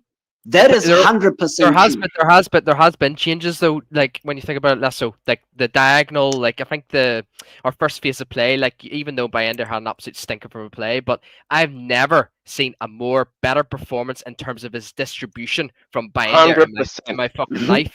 So our first phase play, I've seen drastic improvement, man. For our first phase of play, I think. I watched it twice, the game back. I think Bayender only went long 4 times, and that's like bad because obviously when Onana plays, Onana always goes long, man. So I think the first phase of play has been really, really improved. And you know what? Yes, I kind of agree with Sean in terms of I don't necessarily believe that Arteta after 30 minutes wanted to park the bus and let us have the ball, because the thing is, I don't think we're given enough credit to our press. Our press was unbelievable. It was out of this fucking world. Zubimendi, Saliba, and Lewis Skelly or Calafiori, they were literally at the corner flags of their own half because our press was that good. And I think Calafiori just played the ball out of play because there was no one else, because our press was so good and we just kept winning the ball back. This is why I said that I believe that we know everyone 100%. Any football team could have a really bad game. It happens. This is football. I genuinely do believe you guys are getting a wee bit. You aren't crediting United here. I just genuinely think we made them look shit. I genuinely believe, and look, 100%. I agree with Nurden. Gyökeres was, he didn't look fit at all. But man, I'm not giving that fucking excuse, man. I'm sorry. The press was the most important thing. It wasn't the whole, and obviously the first phase of play. We didn't hoof the ball constantly. Our first phase of play was phenomenal, and the press was one of the main reasons why we made Arsenal look so shit. And I agree with Sean. But just one final thing, I don't necessarily agree with you, Lesso, in terms of all you see is individual brilliance, because in the previous past, everything's always been about individual brilliance. But the one thing we're missing about individual brilliance, right? we're actually seeing good football that Arsenal game. We didn't see shit football. We didn't see counter-attack football. We didn't see any of this bollocks, man. It wasn't always down to one player. Ahmad got in the game. Dorgu got in the game. Casemiro got in the game. You know, Mason Mount, I mean, I don't like Mason Mount, but Mason Mount got in the game. Like, he actually linked up pretty well with Cunha. The only thing I'll agree with you, Lesso, is, yes, 100%, we're not getting enough players in the fucking box. And see, Ahmad, I mean, I love Ahmad, but the problem is with Ahmad wasn't whipping the crosses in, man. He just kept taking his player on. I feel like saying, Ahmad, change it up. Try and actually cross a few balls into the box. Sesko's there. Sesko's 6'5", man. That's what he's there to do on the pitch. Do that. It's fucking embarrassing, man. Ben, just provide a little context. Ben, Sean, what you guys say, I didn't say that we play well or we give Arsenal a game. Now, we are all used to the way Arsenal played. If you watch them play last year, Lewis Kelly was on the bench. When they played with Lewis Kelly, he inverts and he carried the ball up the pitch in the midfield for them. Arsenal is one of the better ball progressors in the league. From back to front, they go by little passes. And before you know, Ben White and Saka are doubling up on their fullback. That's the thing that allows Saka to cut in and take his shot. Or on the other side, Lewis Kelly inverting allow Martinelli to be free in space or to take his fullback one-on-one. In this game, it was very uncharacteristic of them, the way they set up. And they were going long. That is very uncharacteristic of Arsenal. Now, you can choose to see two ways. You can choose to say that, hey, we put pressure on them and force them so they can play through the middle. But I doubt that. The reason I doubt that is because I've seen Arsenal play through any press in this league. Okay, not to just give them credit. The way they set up signified that they did not have any reason in attacking or gaining. They already got their result. And even when Arteta made their change, bringing in Havertz to retain the ball a little bit up front because it was not sticking to Gyökeres. And when he brought in Lewis Kelly and the Chelsea guy, he told them explicitly not to go forward. And you have Lewis Kelly and the Chelsea winger that were doubling up. Or they were just, even the Chelsea winger was pissed at the point because you could tell he was instructed not to go anywhere. And they just sealed the gate. They just sealed the wing off. Okay, it's easy to look at the situation. Because Ahmad and Umbrella will destroy you. So you better stay where you are. Exactly. No, actually, the Luani, there's a little bit truth to that. Now that we've got Mbeumo and Cunha, you can't leave the spaces that the people used to leave with Garnacho or on the other players that we used to have. So they're definitely those two, the threat in behind with both of them, ball carrying or Mbeumo making runs of the shoulder is a threat. But I just want to bring in, let you finish. I want to bring in people. Yeah. You know, I don't know why you're not smashing the likes on the video. I don't know what's wrong with you. I just want to give an update to the survey, and I'm saying, was this the best Amarin performance? And 64% of you have said yes. It's gone to 62 to 70. 38% of you said no. 62% of you are saying yes. Big up Jarvis. Let Luwanile finish and I'll get Jarvis in. Big up to Tactical. So, thank you, Noni. What I'm trying to say is that most of the team in the league, most of the team that we're going to play in the league that are not top four, will set up the way Arsenal set up in the final 30 minutes. What I'm trying to bring up is that Arteta did not respect us enough to set up that way from the beginning. Because every time we took the ball and we made a switch of play, Mbeumo was in a ton of space and he kept attacking that space, even though the end product was not good. Arteta can see that, but he didn't care enough. He just have Calafiori still inverting until he made his change. Why? Because he was sitting on a one-lane lead. He doesn't need to do anything complicated. You guys honestly think that if we score another goal and keep putting pressure on them, they're not going to change formation? Of course they will. The Arsenal did not feel threatened at any point in time. It's good to look at it from our perspective, but the reality is that they were sitting on a one-lane lead. They need the result, they got it, and they were gone. Wait, so there was no threat when Mbeumo almost scored a diving header. There was no threat when There was no there diving was that. header. It was No, so it wasn't diving header, but he placed the header to the angle yeah, and it and was in the middle of the goal, and it was a the normal goalkeeper mistake. dived. There was no threat when if Doggo was a bit more lucky, if we were a bit more lucky, right, 5 inches to the left, that's a goal, Yeah, right? yeah, but When that the was a ball got wonder into the strike. when the That ball was got a into the wonder strike. box, the ball got into the box a few times with Mbeumo on his feet. He wasn't able to sort his feet out quickly to get the ball out of his feet to strike the ball, right? Ahmad destroyed what's his name, Madueke, every time they came up against him one-on-one. So I mean, I think you can take it anyway, whichever way you see it, right? Glass half full, half empty, or whatever. I think for me, that's why we all agree that Fulham is the real, the real test. Because I expect to see the same kind of dominance against Fulham. For me, it's Our a record is psychological. quite good there, actually. They It's usually huff the and puff, and then we beat them 1-0. It's always 1-0 when we get there. it's the psychological thing that I think is really important for us to get over, right? But in terms of performance, I was very impressed from what I saw today. Big up, Yeah, Jarvis, big and the up, rest of big up, Sean. Go, Jarvis. Big up, Jarvis. Sean. So I watched your match Big up. reaction, Jarvis. Tried to find a place at the festival, try to watch a little bit of afterwards, because I watched the game and then I went back to Yeah. Did you enjoy it? The Was the festival festival was really festive? good, yeah. We did the Free Palestine set. We did the Liberation sound set. It was really good. Big up, We man. enjoyed Big it. up. Nice. We Nice. enjoyed it, yeah. Big up to you and the kids. I hope you and the kids had an amazing time away on holiday. Big Yes, up to we did. Stu as well. Talk to Sure me, did. Jarvis. Was this, the question is simple. It's in the community poll. Was this Amarim's best performance? Or did you see it like me, that after 30 minutes, Arsenal put the brakes on and said, we're going to counter Manchester United. We're going to sit back a bit. And the frustration was they had a guy who's physically unfit because he didn't have any preseason other than the last week he joined Arsenal, and that he was out of his depth. And then the midfield wasn't connecting with their wide guys. Did you see that? Or was it far more complicated than that? Take it away, Jarvis. Yeah, no, you make a lot of good observations, but for me, I think not the best performance. I voted no on the poll, and as long as we lose a game, I can't vote yes. We can't say it's the best performance when we lose. It kind of reminded me of the Europa League final. I think we huffed and puffed, but we couldn't do anything. When Spurs went up 1-0, we were toothless. Hallelujah. Jarvis, can I stop you there? That's exactly how I felt.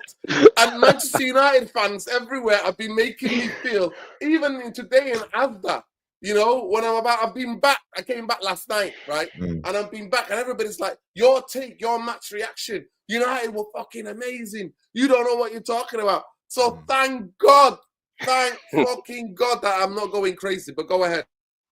Now, but I get it. If you're on the stands on Old Trafford, you see Cunha dropping down, receiving the ball, running at 6 Arsenal players. You get enthusiastic. It gets you off your seat. And we haven't seen anything that gets us off our seats when it comes to Old Trafford the last couple of seasons. So, in a way, I understand it. But from a team performance, how we actually played the game, I wasn't impressed. There were some people call it individual brilliance, but it's more complicated than that, because it's in the Amorim system, ball carrying, progressive carries. That's the way he wants to play. So it's a setup for the players to actually receive the ball and then run with it. So it's not an individual brilliance in a way. But what I struggled with was the pivot. Amorim doesn't play with a 6 and an 8. He play with a holding 8 and a roaming 8, to call it like that. But they don't work together. Amorim wants them to be closer, tighter, all the time, work as a unit. But they don't, because Bruno sells himself. He lashes in. He loses. Did you see his heat map? Did you see his heat map, Jarvis? Yeah. He was everywhere. He was everywhere. Where Yeah. he needed Everywhere. to be. Except Everywhere where he and needed to nowhere. be. Go ahead, Jarvis. Yeah. So that's what I think we need to improve, and we talked about this for so many months. The midfield is not good enough, and we could clearly see it against Arsenal. But and also when it comes to the finishing, I think we could have been better. But when you have to receive the ball in the middle of the ground and run with it all the way, you're gassed out when you come to the goal. You have nothing left. And Bumo had a couple of chances running from the midfield up, but he couldn't finish. Same with Cunha. So in a way, we don't come as a unit. When we run with the ball, we need to follow through. And the fitness level, I wasn't impressed by the fitness level of this team. Arsenal weren't good. It's the first game of the season, but I expected more. We've seen the players coming back pre-season, looking slim, fit, diet, everything, but there were no fire. A lot of these players were daft. They couldn't perform well. And also, I wonder when it comes to this Amorim system. I know that we are trying to I say we play with 2 number 8, so we sometimes go in attack with both of the 8s, both Casemiro and both Bruno, and we expose the big gap that we saw under Ten Hag, and that goes back to the centre backs and the wide centre backs. They need to be better. They need to push up, fill that gap. De Ligt, he tried his best. I think he played really well for about almost all game, but again he reverted a little bit into the old centre back role, and Lenny Yoro didn't have his best game, and Luke Shaw, he plays like a fullback in his position. I'm not happy with Luke Shaw, and I think he's too passive. He needs to be more aggressive. Sometimes he understands it, but other times he's just standing there watching the game. The game goes past him. He doesn't understand what to do. And that's a problem, in this system. But, it's too soon to judge Amorim. We all know it's a process. We got to give it time. People have spoken about 10 games. We need to see at least 10 games before we can start judging this. It's a new team. It's 2 number 10s, new number 9. And, we got to give it some time for Amorim to actually set this system into effect. But we will see. But, I'm not happy. Not the best performance. I expect better. And I hope we can see more against Fulham, because I want to see the Amorim ball that everybody's talking about. Yeah, big up, Jarvis. I totally agree. I saw the same game as you, honestly, and I got a lot of stick for it. But it's an opinion. It is what it is. People have always said to me, I talk about the performance, and I always say, I know how well Manchester United have played, how many great saves the goalkeepers made. And when you look at, we had 22 shots, but we had 9 or 7 on target, and he only made, for me, 1 spectacular save, and that was the brilliance of Cunha on his left foot. And that ball should have gone in, because he took it early. He turned the defender and then slided early to whip it into that corner, and that should have been a goal, really, but a brilliant save by Raya. And when I look at Raya, I think Raya only made 1 good save. Everybody's getting gassed about the Mbeumo header, but if you look at that is absolute food and drink for really good goalkeepers, because it's not in the corner, it's in the middle of the goal, and it's head down, and he's just there to parry it out to the area, out of the area, into safety. That ball stay in the air for too long, and he had to generate power on the header. It wasn't not going one anywhere. of those that ball comes and that. It wasn't one of that. You just help on with the finest touches. Raya made 7 saves. What is a really hard save or a really good save? For me, but some of them were P rollers. Like, I'll give you an example. There were some shots, one from Ahmad, and I remember one from Cunha. When Cunha beat all the players, and then he was just shattered, and he slided, and then the shot. That's just like a goalkeeping practice session. But the save that he made, the world-class save that he made, was from Cunha, and that's the only save that I thought, you know what? That's the best goalkeeper in the league. Yeah, that was the only time. That was the only time I thought, you know what? Now, if we would have had 3 of those, Sean, then my thing would have changed, because I'd be like, you know what? Actually, Raya made 3 to 4 fantastic saves, world-class level saves. And if he did that, we can't blame the players. The goalkeeper just did the amazing thing. But when people just talk about 22 shots, the most we've had against Arsenal, I'm like, I get really like, sometimes when people are watching the game, I'm like, I genuinely think this, and it's not on anybody. I'm not trying to invalidate anybody's opinion. But genuinely, after half an hour, because I watched 70 minutes of the game, after half an hour, I saw Arsenal sit back. I genuinely saw Arsenal sit back and try to hit United on the counter. That's what I saw. And Arsenal were doing this last season. Some games when they went ahead in some of the big games, they were trying to play counter-attack, try to get the ball through to their midfielder, what's it in, the number 10, the Norwegian brother, to play through, and Saka to be on the danger on the counter-attack. That's what they tried to do.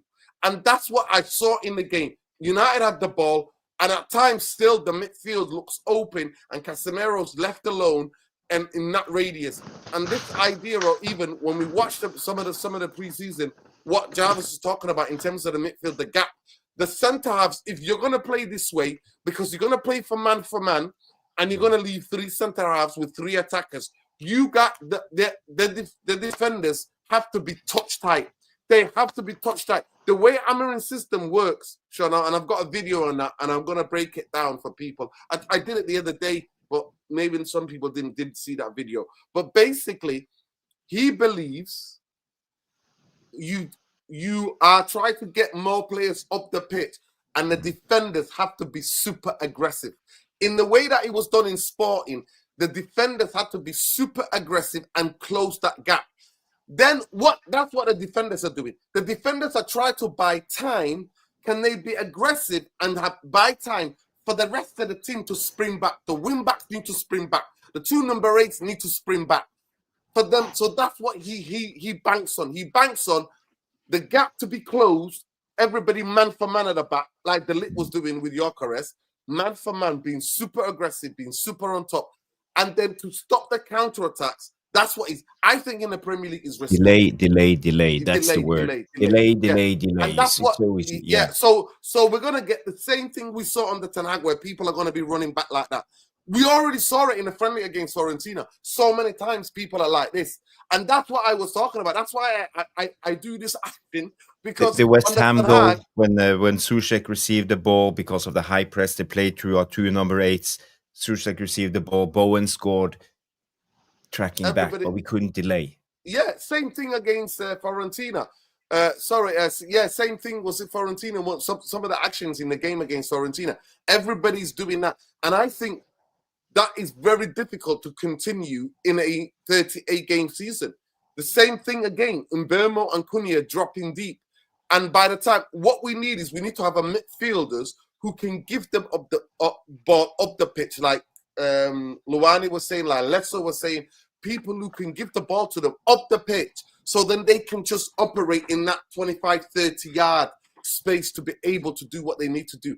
But the idea of them picking up the ball, right, deep and running with it, we have to combine that. One of them, Cunha maybe can do that. Mbeumo's got to run the other way, because we've got to do the opposite movements so that we like don't the become striker that can run into zone 16 and 18 when things like that happen, because we need some outs. We need to stretch out the defenders. We saw Baliba and Gabriel and Saliba really tight, standing compact.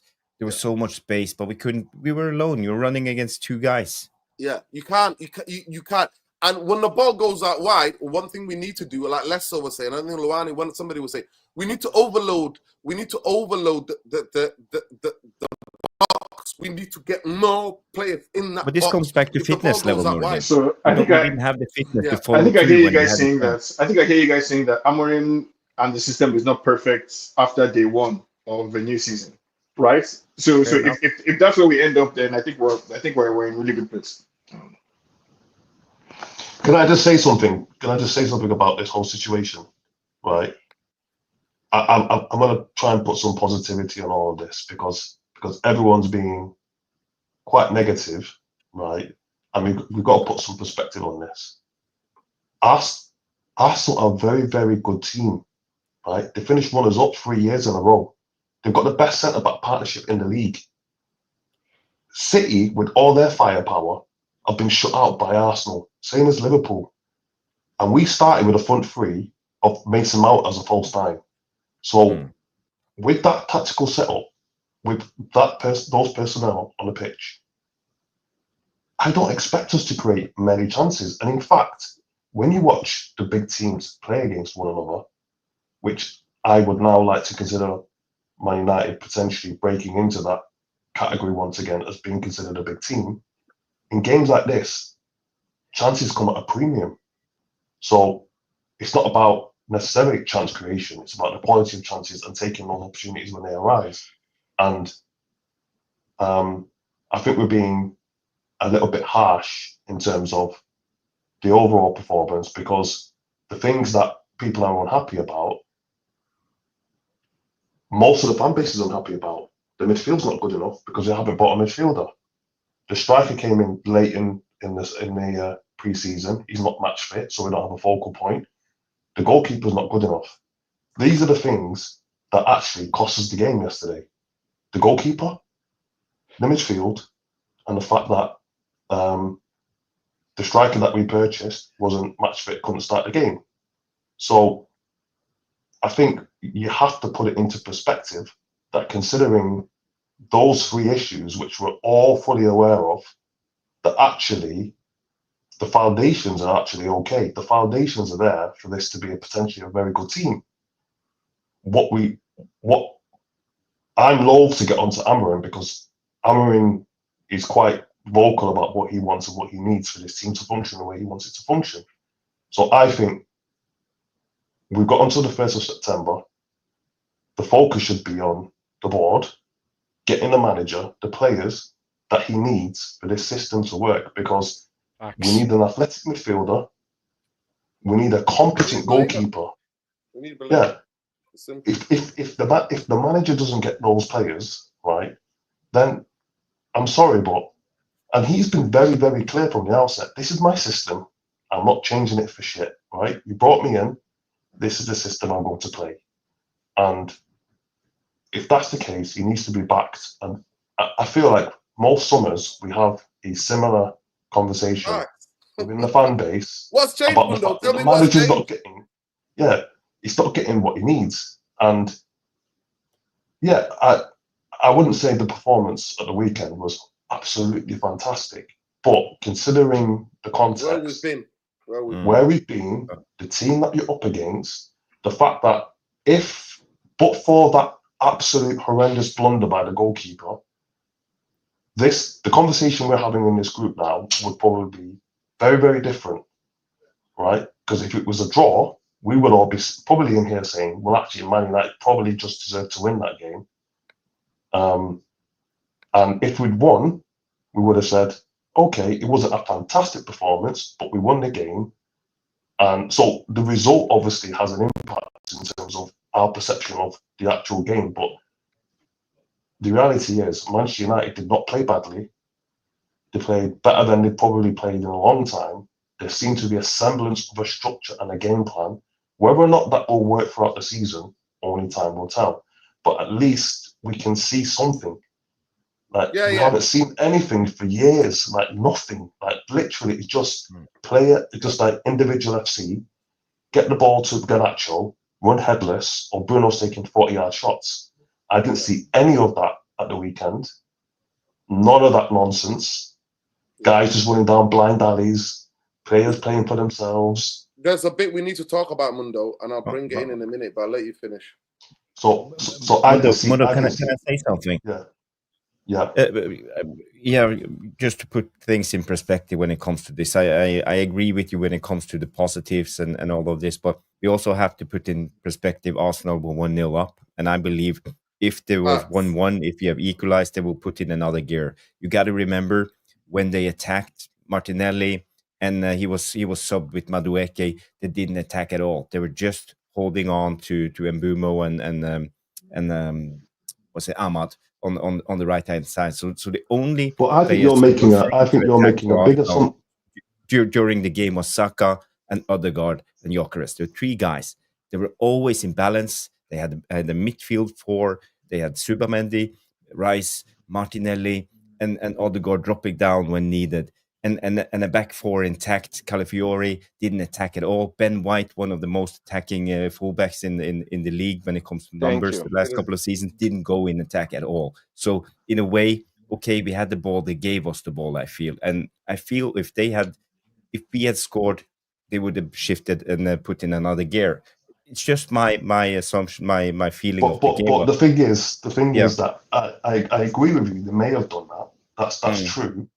But I think we would have, because of the personnel we now have, and because of the way we were set up at the weekend, would have had more space. Yeah, we would have given them something more to think about. So and the way that Arteta plays in big games is the approach that he took at the weekend. So yeah, they might have tried to switch it up, but that would have potentially played into our hands. In the first 30 minutes, there was so much space in the wide areas for Dorgu and Bomo. You know, we're seeing that Arsenal went defensive, but perhaps we made them play that way. Perhaps they thought, actually, they're getting too much joy down that wing, down that side. And the one criticism I would have of Amorim is Ahmed should have been on that pitch much sooner than he was. And in fact, he should have started the game. That was a...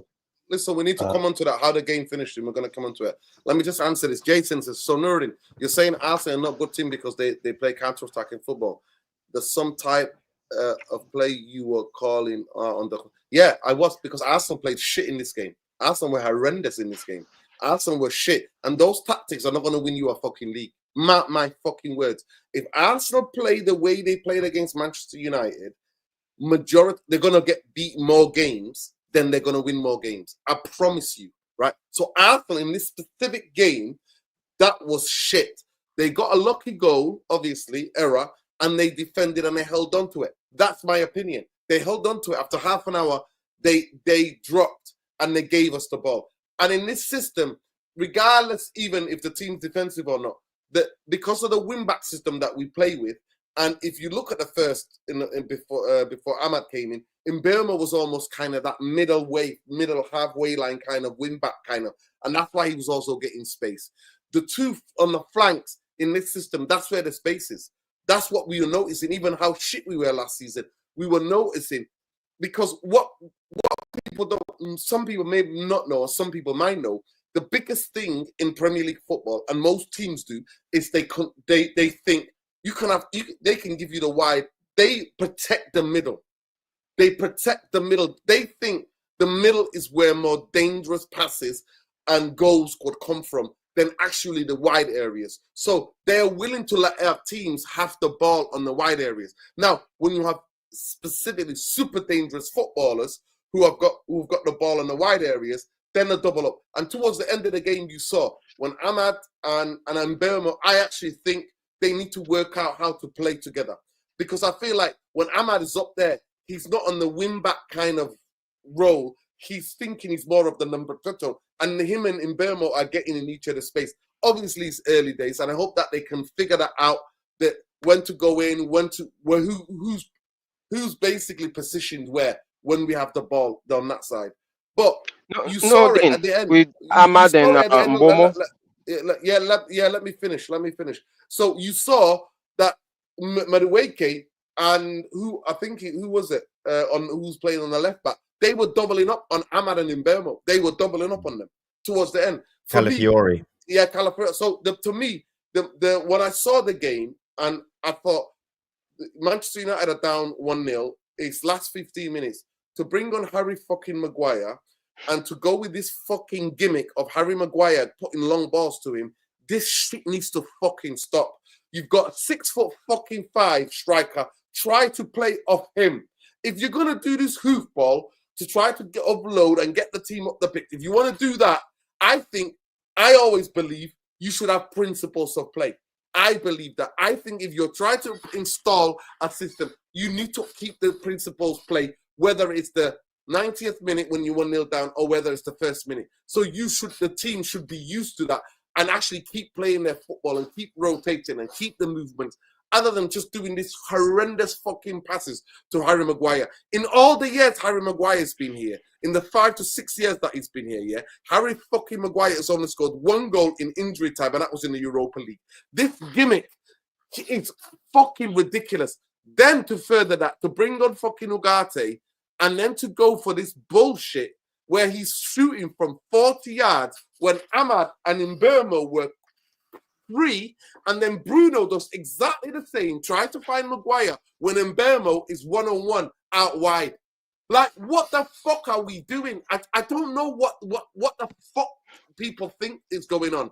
I can't stand that shit. Do not go. Listen, the last 5 minutes, or maybe injury time, you can do that in the last 3 or 5 minutes. You don't do it from fucking 15 minutes. I'm sick of this, Bombaye. I'm sick of it, and I'm bringing you back when we go to Bombaye. But I am not here for that bullshit football. I'm not here for that bullshit football. The big thing, the big plus that I can say for Amorim, I told everybody about the back five with my own eyes at Old Trafford. I saw last season we played with back five. In this game, it was clear we were playing with 3 at the back and the wing backs were high and wide. Go ahead, Bombaye. But I'm sick. His game management, zilch. Substitution, zilch. Everybody who came on made Manchester United worse than the people that were starting the game. Except for Ahmad.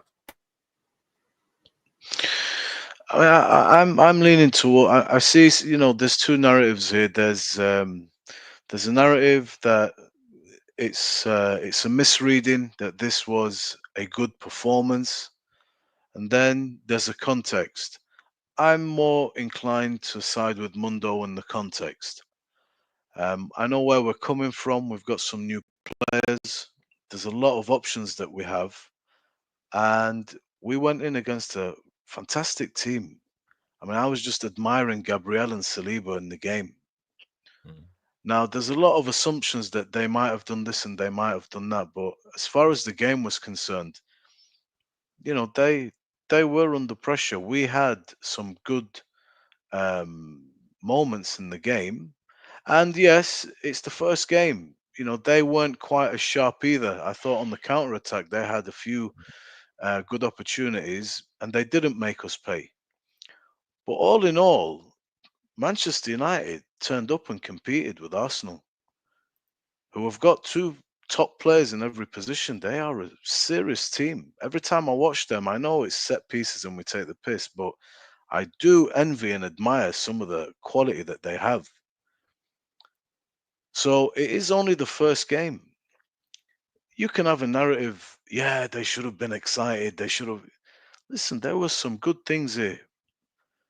It was a good performance by the team, and that's, you know, I walk away from that looking at the overall play, and the narrative of the game and how we played and how we kept and how we tried and what we did well. If that's the finished article, then okay, we're gonna have a problem. But that is some very good signs, some promising signs. If Cunha, you know, we're looking at that as some individual brilliance, well, I'm going to expect more of that from him. I want you to break lines. That's why I want belabouring, because he can touch the ball, turn the man, and break lines.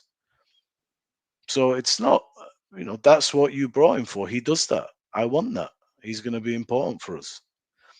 The difference in the game, we you know, goals change games. Until the goal, we're right there. That shit goal goes in, and end of the day, it's difficult for them to come to OT. Arteta said it. He goes, it's not a joke. You know, they got new players. I don't know if you went to the game. The atmosphere looked pretty incredible. At times, the crowd were right there. So, as I said at the start of the show, as far as they're concerned, they got away with one, but that's what champions do. They got in, got out of there just about, got their 3 points. And that's because we made life difficult for them. It will hopefully get better, but, you know, is Mason Mount a starter? I go back to it again. Should Ahmad start? Maybe you might want to try Mbeumo as a right wing back and then bring a Xerxes into the game. There's so many different options that we can explore. And I think after one game, you know, just roll with it. You should be pretty happy with that performance. It's not perfect, but to be honest, man, considering we were going in against Arsenal, yeah, you get excited and stuff, but end of the day, this is Arsenal. Like Mundo said, you don't finish runners up 3 years in a row. You're teetering on the brink of winning the league here. Yes, it could be that they were shit. I mean, we have to put that in context. They were yeah, shit. but You should have what seen their fans. their fans were going absolutely fucking berserk on social. Yeah, but they were shit. They listen, that's subjective. And no, it's not subjective. Listen, do you know how last season we saw the performance of Manchester United was shit? Arsenal fans were fucking having meltdowns. They were having Arsenal fans who were watching. I watched it in the pub in Bournemouth. I was in Bournemouth. Right? I was at I watched it. They were pulling their fucking hair out because they kept losing the ball in midfield. I'm sure they were. Saka looked like he was running on sand. Forget Gyökeres. Saka looked like horrendous. No, I think Saka's number was gotten by De Ligt and Luke Shaw. Saka's number was gotten by De Ligt and Luke Shaw. He went nowhere. He got shut down. You see, every game we're going to have a subjective division. Either Manchester United played well or Arsenal is shit.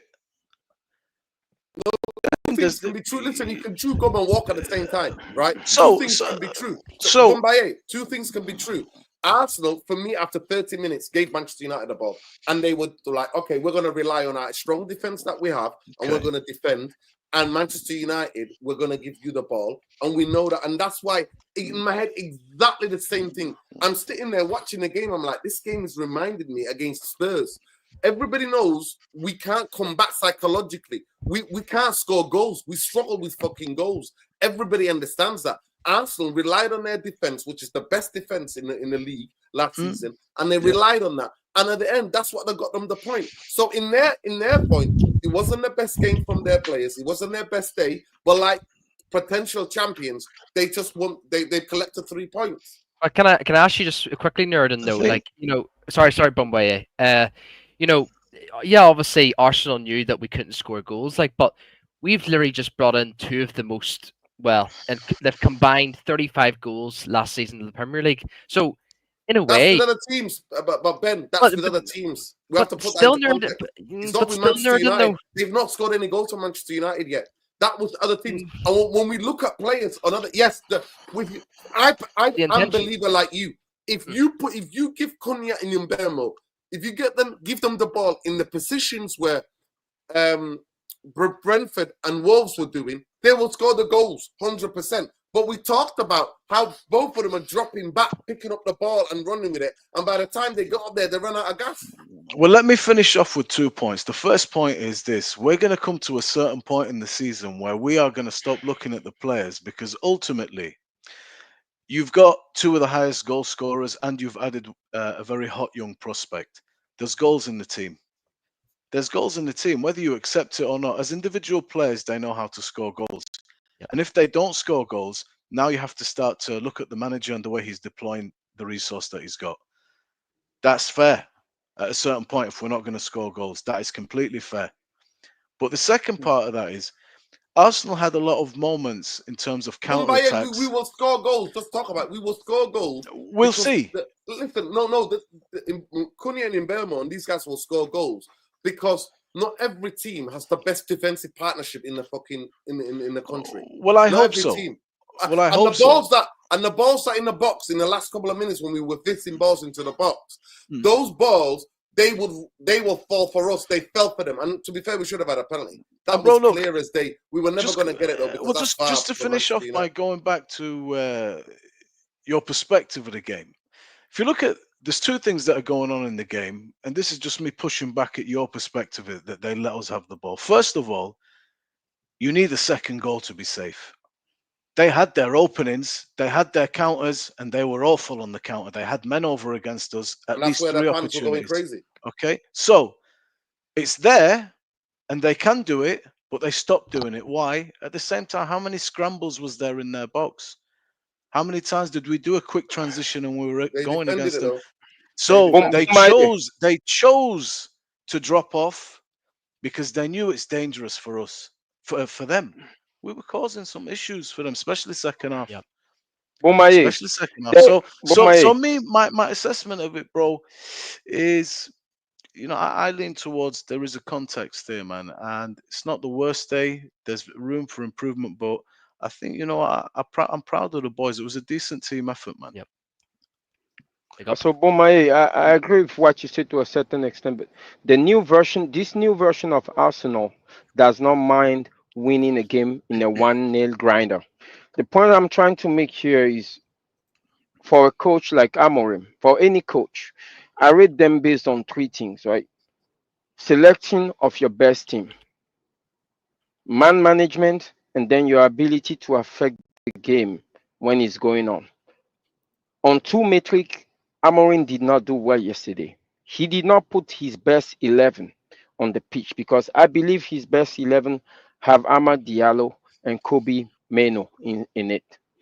He did not did a substitution to affect the game as he was getting away from us even in the last 30 minutes because the people he brought in, Harry Maguire and Ugarte, makes us worse.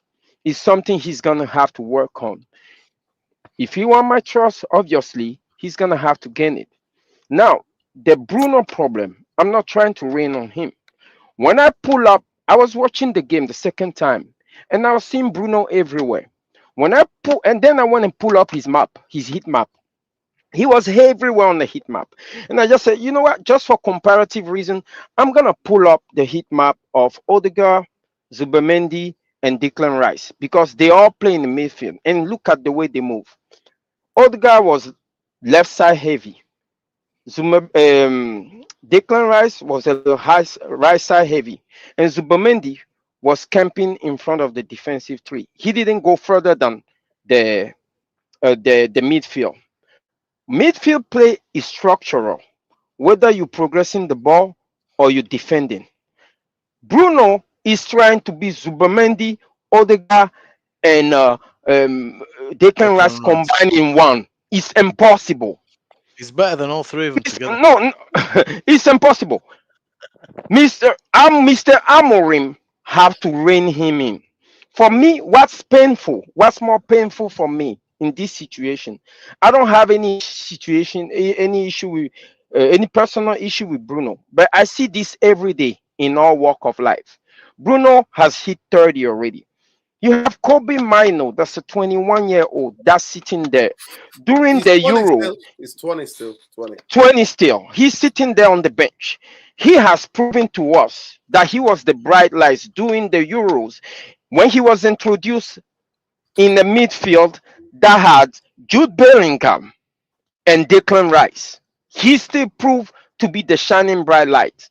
And then fast forward 2-3 years, he's sitting on the bench for us. What are we doing with this young man? The World Cup is coming very soon.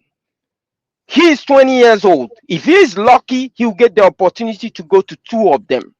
As far as I'm concerned, he's getting one robbed from him because Tuchel was sitting in the stand over there, and Tuchel is looking at his selection. If this kid doesn't play, he's not going to the World Cup, and we all know that's injustice. I'm not saying that you can come out and say, you know, he's young, he can wait for his years. Who are we? He has already proven to us that he can play on the big stage with the big boys. To be fair, Luwani, yeah. To be fair, Luwani, I actually don't give an F about England. I give an F about Manchester United.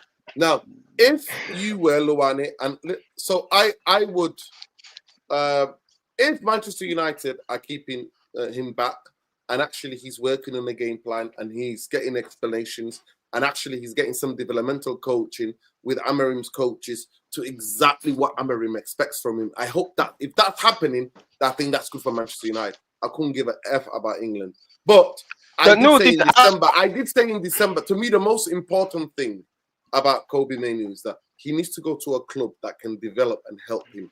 Come on, guys! Like, why do we hate good things so much? Why do we hate? I don't give a damn about England. You might do the player. Don't let Luwani come back. Finish my point quick. But let me just finish this point quick, right? The issue I have here is, you know, Kobe Mainoo, right? In that midfield, he's better. We all know he's better than Ugarte. So why is Ugarte coming in before him? It's a question that I cannot answer. What Bruno provides us, Mason Mount can provide us for that.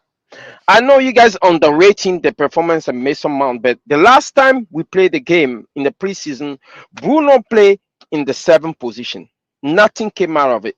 Mason Mount actually understands Amorim's system better than anybody else. If you pull out the heat map and see the way he was combining with Dogu on that side, to provide the overlap for Dogo. And Ben White couldn't deal with them. And Odegaard have to come back and defend. Mason Mount is the underrated player in this system. Now, yesterday when I was watching the game live, the NBC journalist was saying something. He said, it looked like Manchester United was firing on all cylinders. We were playing our best football, right, under Amorim, which I slightly disagree with, right? But he also said something that's important. He said, it looked like Arsenal have a couple more gear to go up. To sum this whole thing up, I think Liverpool, our game against Liverpool was the best because we played Liverpool at its best and we controlled that game properly. And you notice coincidentally, in that game was the one in which Bruno has a clean performance. He was structurally solid and he did not attempt any Hollywood pass. The game that we play against, by an absolute his mile in best Manchester game United. by an absolute mile, and that coincided with the best game United had under Amorim. The game that we played yesterday, that was not Arsenal at its best. I promise you guys. So that's my case. Yeah, I mean, Listen, I don't know what it is about. I don't know what it is about being a Man United fan that just makes us so allergic to good things, right? So I don't understand why we have a good player in Bruno Fernandes. We have a good player in. Sean, can you explain to me the in-game management? What the substitutions were? Maguire made us worse because we started doing this fucking gimmick, and Ugarte's taking shots from 40 yards. How's that going to help the team? Okay, Can so I just go ahead, say, sorry, bro, just two things. It's the first game of the season, so maybe he's resting the players. That's one possibility. Give him a break, bring Ugarte and give him some minutes. That's one thing. And the second thing is, if we were here to each individual and even in the chat pick your starting 11, this is the team that should start. You're going to have some very, very, very different looking teams. We are laden with midfield options in that three. Laden. You've got to basically find your your two tens out of Mason Mount, Bruno, Amad Diallo, Mbuemo, Xerxes.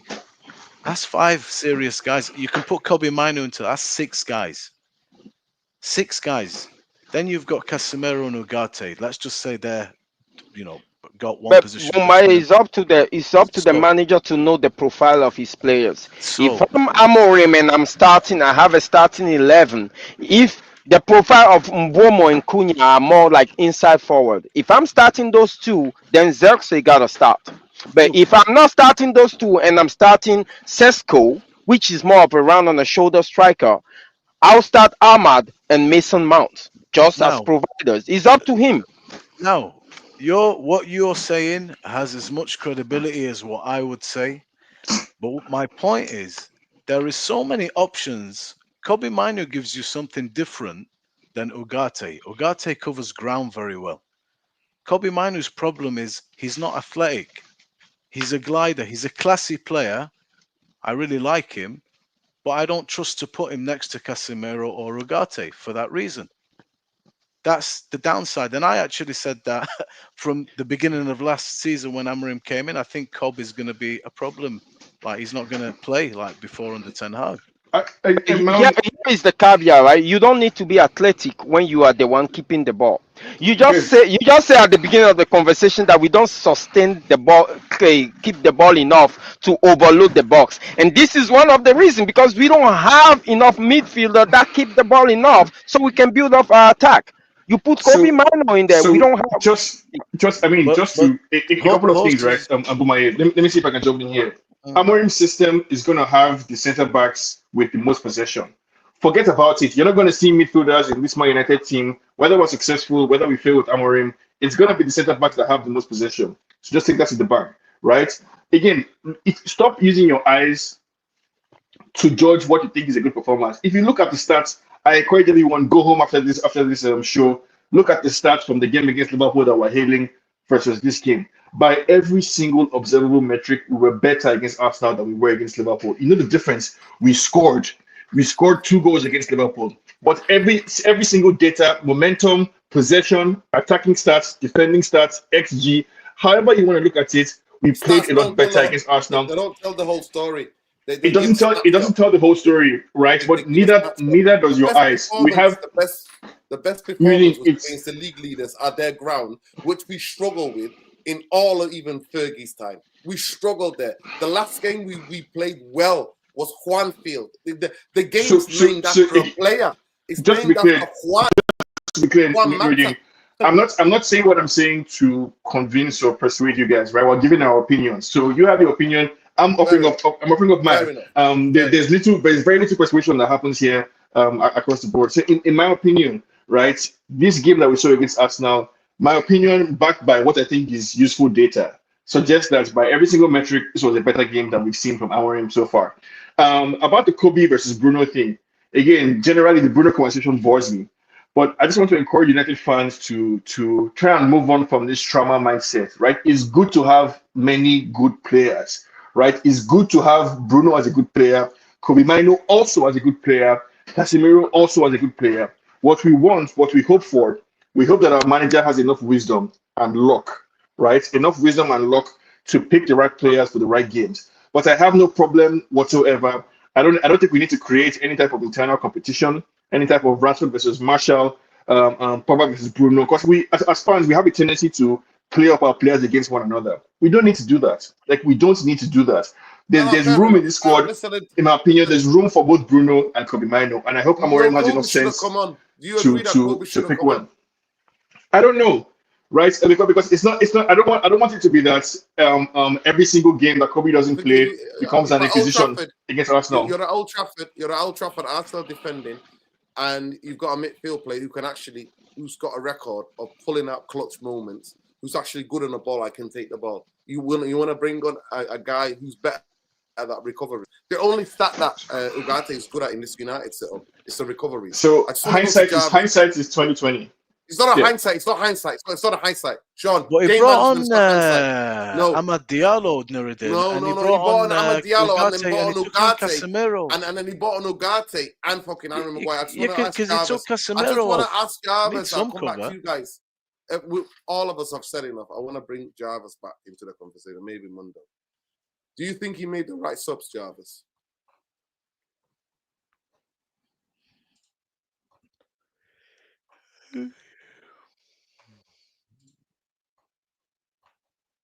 I was muted.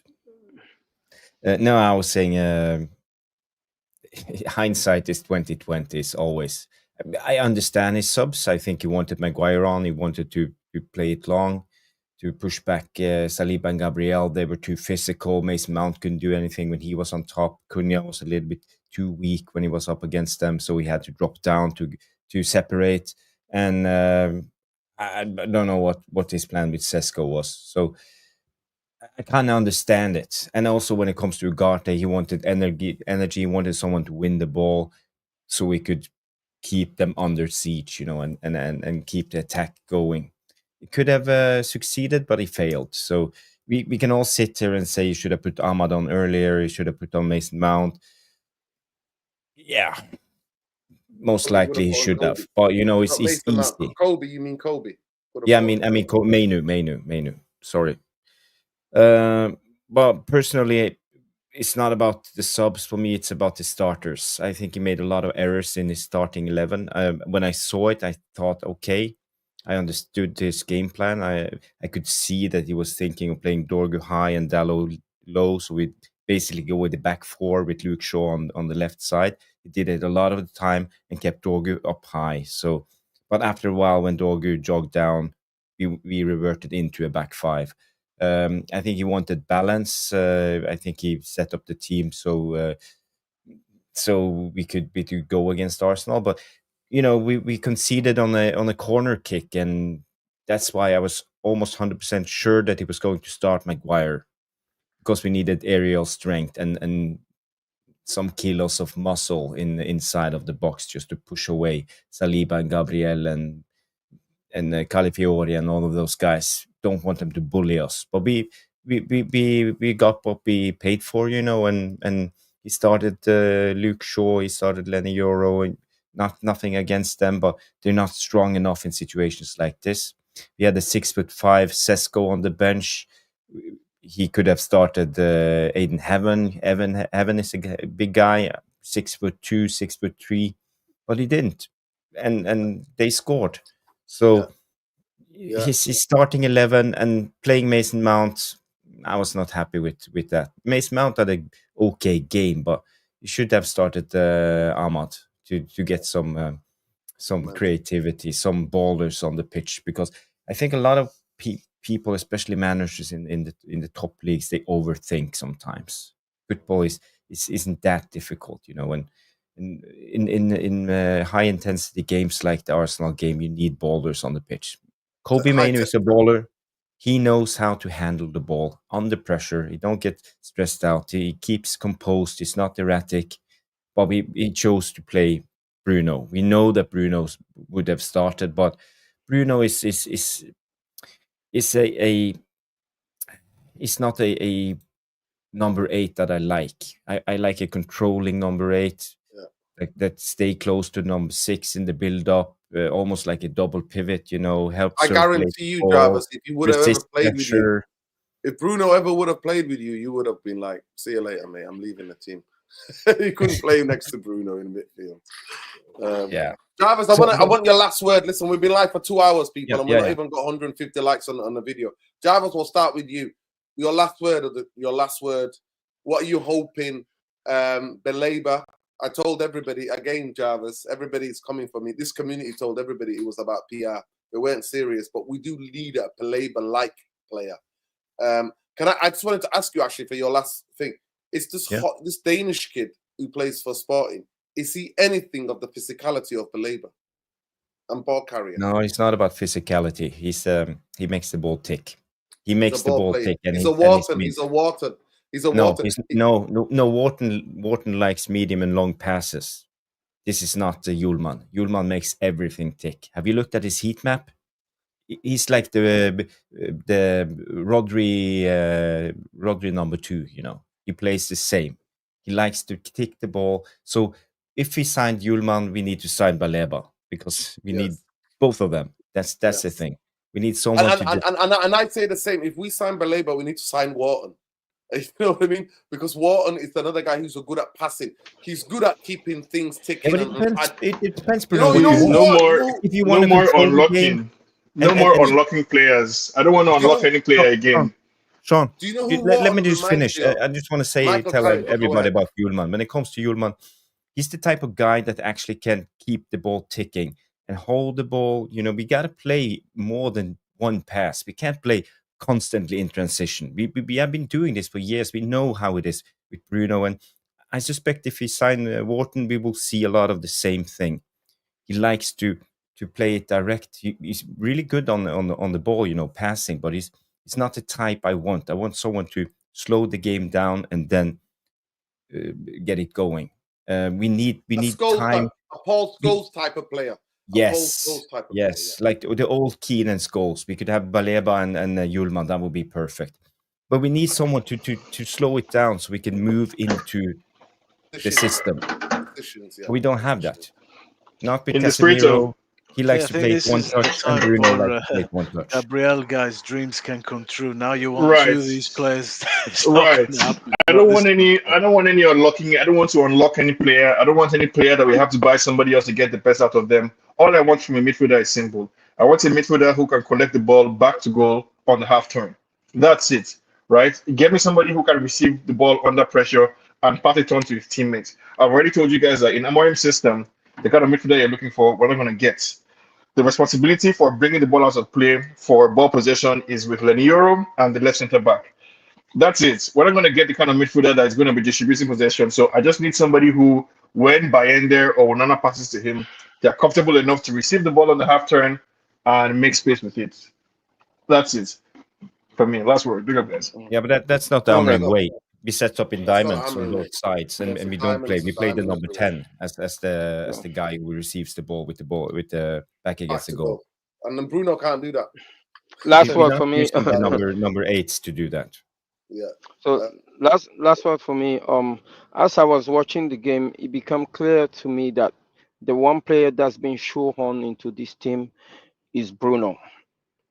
That's my factual statement, right? Now, the issue with this team in building it is that we need a midfielder like either Adam Wharton or Baleba or a combination of both.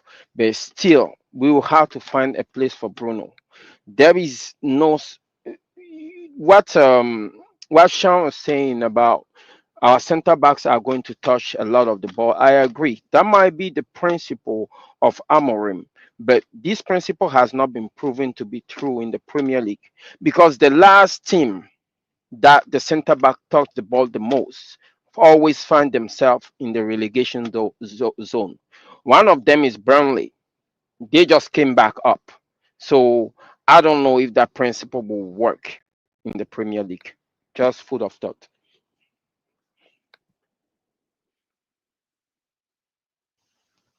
I'll go to Lesso.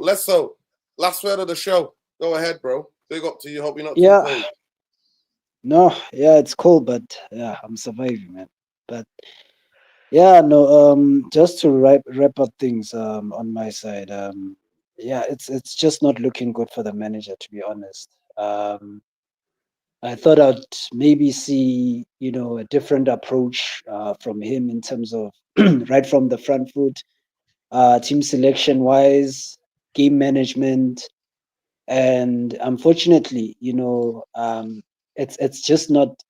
It's reminiscing of last season. The likes of seeing Maguire, depending on Maguire to come in and be the savior.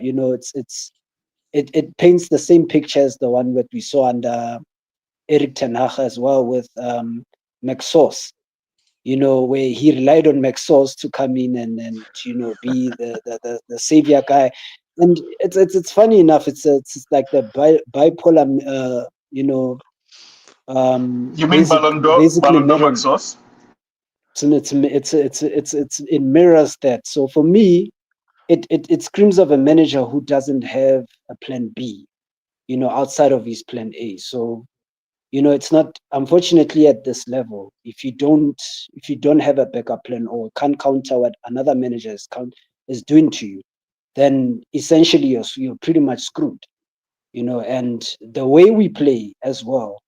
I mean, Luani just summed it up perfectly. The way we play, I'm sorry. Like, it's not gonna bear fruit, no matter how much people may be hoping for it to happen. But the system that we play in, it's just not going to kick it in the Premier League.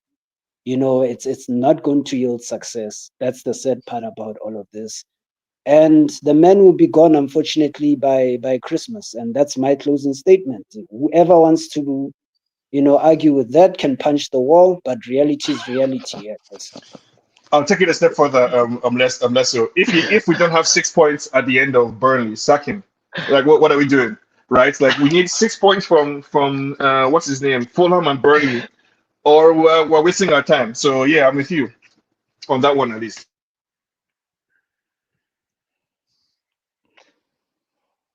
100%. Sorry, guys. I've never seen a manager hamstrung his own system with the selection of his players. You would think that if he knows his system very well, he will choose the players that are best suited to execute it. But the best players are on the bench. Incredible. Goodbye, Mundo, last word from you on the show. Big up to you for coming on, man. Appreciate it. Last word for me is Frankie de Jong's got 1 year left on his contract.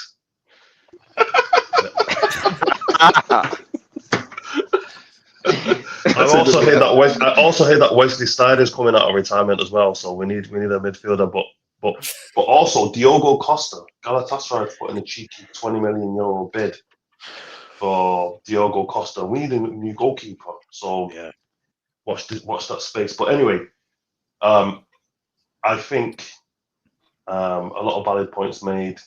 It's too early to judge, and I think the thing with Amorim is he's not done himself any favours, and I agree that the lack of plan B is concerning because my biggest bugbear is when you got, if players are fit enough to be on the bench, they're fit enough to be on the pitch.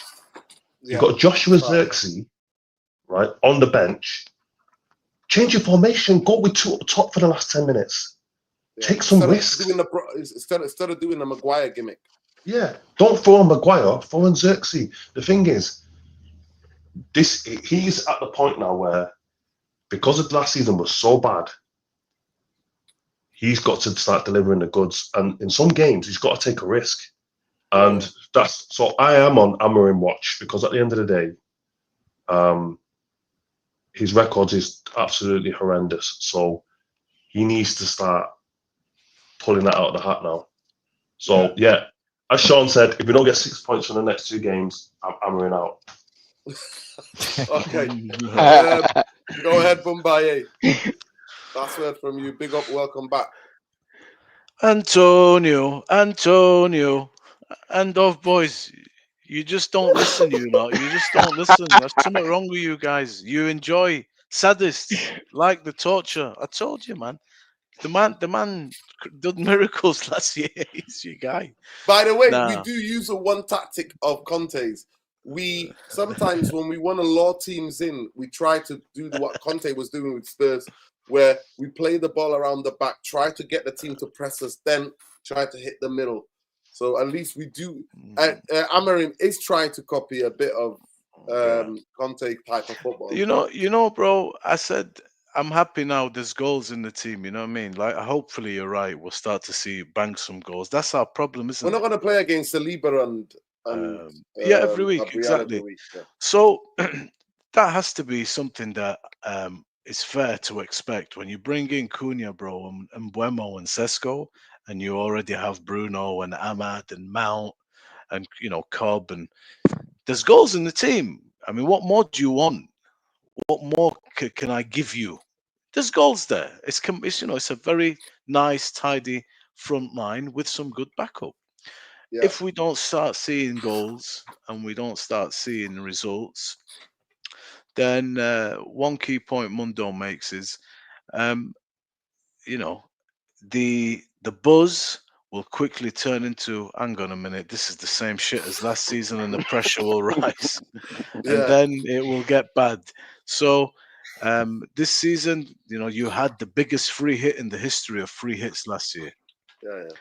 At a certain point, my focus will switch to maybe this system is not right for this league. I'm I don't find it gorgeous. I think the system, Bombay, just quickly, I think the system can work, but you need to have athletic, physical monsters who can ball carry, can break lines, and who are physical and also technically good on the ball. You're right, but do you know what's going to happen then this season, baby? We're going to be sat here and we're going to be doing the violins for Amorim because he didn't get Baleba, and that's the reason why we're shit. If that's what it's gone to, one player, one key player, then I don't think it's just one. I don't think it's just one. You know what I mean? One or two, Nuruddin. One or two. No, okay. I think three. A goalkeeper who's just. We don't want to talk about him. Who's just consistent. No, let me finish. I think in this team, Amorim needed 6 players to start the team. A better, quicker centre half than Maguire. Right? I personally believe that Maguire should have been gone. If this football club was serious, Maguire should have been gone. We should have bought a new centre back. We should have bought a goalkeeper, somebody like Lunin, who did amazing for Real Madrid when Courtois was injured. Can play under big pressure. Can play in a big stadium with a bit, the 100,000 nearly in the Bernabeu. And then we needed a Baleba. But I really think with Baleba, you're going to need 2 midfielders anyway. So I would have been happy with Baleba this summer. And then when Casemiro leaves, got another midfielder to play in that position with him next season. But carry on. I'll let you finish. Bro, I said 7 players needed to be in the starting lineup for Amorim to succeed. Look, in my team, Bruno was not in the team, Jarvis. Bruno was never there. Bruno was in Saudi Arabia getting paid 600 quid a fucking week. Bruno. Bro, look, at the end of the day, this is a team now that he's got, in my eyes. I need to start seeing football and I need results. But has he been backed? Has he been backed enough? He's been backed. Three signings. Is that backing? Three serious signings to score goals. He's got a lot of good players there. With all the deficiencies in the squad, he bro, hasn't been backed. That's my statement. He's not been backed. He's been thrown under the bus. Two of those signings came in too late. We saw it, and the end result is we should have had the goalkeeper and the midfielder, and most likely a centre back with better legs, recovery pace. No manager gets everything that he wants. He has a good team. Some managers do. Some managers do. Arne Slot got how many did Arsenal Liverpool sign? How many players how many players did Arsenal sign? Did Arsenal sign 6 players, if I'm not mistaken, or 5 players? Arsenal are a team. How many years in the making? Chelsea signed. How many did Chelsea sign this summer? How many did Nottingham Forest sign? How many did Sunderland sign? Sunderland came up and signed 7 players, if I'm not mistaken. Like Mumbai, I'm sorry to say, how much of those players? You really get on my you spent this season. Just listen for a bloody change. How much money we spent this season? A lot of money. He got 2 of the best players from last season and one of the best strikers around. He's got a lot of midfielders to choose from. Now we're going to say, you know what? If it all goes tits up, it's because he's not got Belabor. I'm not asked about the keeper for now. If the keepers are making mistakes, that's not on Ruben Amorim. Keepers are know that the keepers are being shit, and Manchester United. When you have shit players, you need to replace them. Listen, you should keep players. You think? Bro, but Bombay, the reports go like this. Let me finish. What happened to that? We're not going to said he wanted. during the show. Listen, no, I'm just saying to you, I needed to just quickly correct this. I just wanted to tell you, Amorim came out of Amorim's mouth. He needed a new goalkeeper. He needed midfield player. He came out after one of the preseason games and said, in midfield against Leeds, remember when we played Leeds in the first game of preseason? We need legs. We need legs. He spent over 200 million. Yes, so what? Right. So what? Do you mean? It's the guy they bought mid-season. It's the guy that bought Bombay. Let me finish. It's the guy they bought in November. They didn't back him in January. They didn't back him in January, and they should have backed him properly because we had too many deficiencies that we finished. Listen, I, in my eyes, you might not say it's 100% backing because you want another player that's 100 million, a goalkeeper, and another midfielder. Okay, fine. If in your eyes, and in Jarvis's eyes, and in anybody else's eyes, that's enough to absolve a manager and say it's not his fault that we're shit like last year, that's your prerogative. Me, I don't board that train. If this continues and we're going down the Lesso road, where this is a pile of shite, it's because his system has got a problem. It's very simple. It's not because he's not got one player. I'm sorry. Okay. If you're going to go and play Bournemouth and Brighton, and you're going to play Fulham and Burnley, and you're going to struggle like last season, you're not a manager.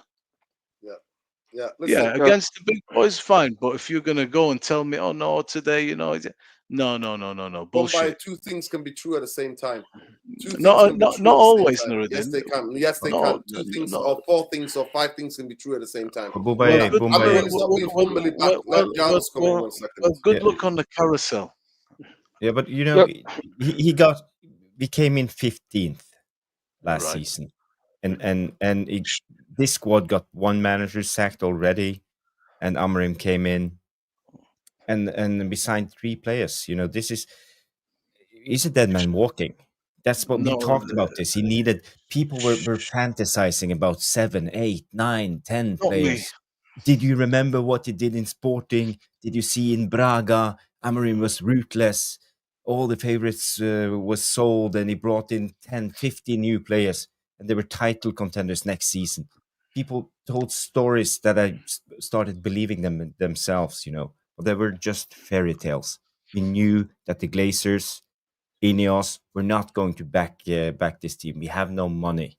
We're almost bankrupt. We sold. We have sacked so many people, and we still thought that we came in 15th. We have to do something this summer. What's the point of bringing in Amorim midway season and not giving him the players? 3 players. It's a disgrace. They didn't back him. Last season, first of all, you say we came 15th. We shouldn't be coming 15th last season. So you're saying that these players underperformed? That's why we came in 15th? I'm saying the They players They underperformed. are actually They better? underperformed. saying They are they better than played 15th, of course. Yes. 100% better than 15th. No, It was no. like just a rolling disaster that we accepted. We didn't even score a goal for like how many a month? I would say Right. most of the games we Come on, lost on bad luck, that was under Ten Hag Guys. last season. Bad The luck. games under What? Amarim that we lost, Guys, we were...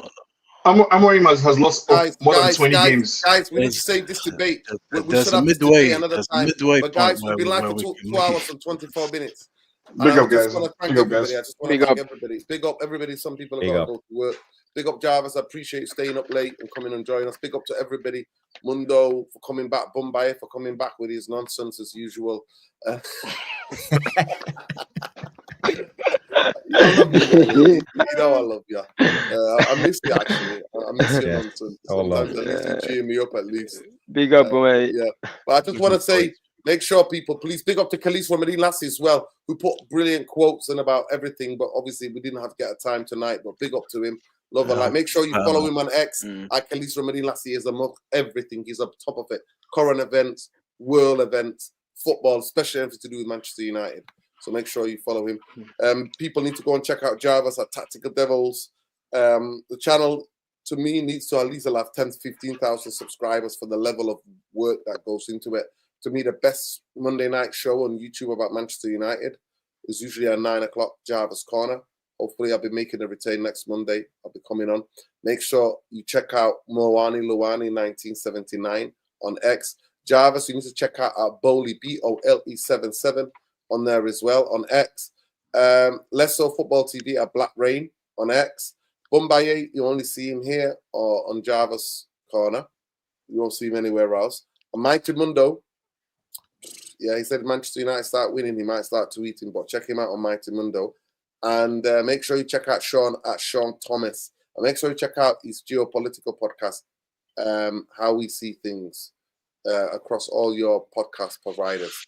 Big up to Ben. Make sure you check Ben out at Elmore39.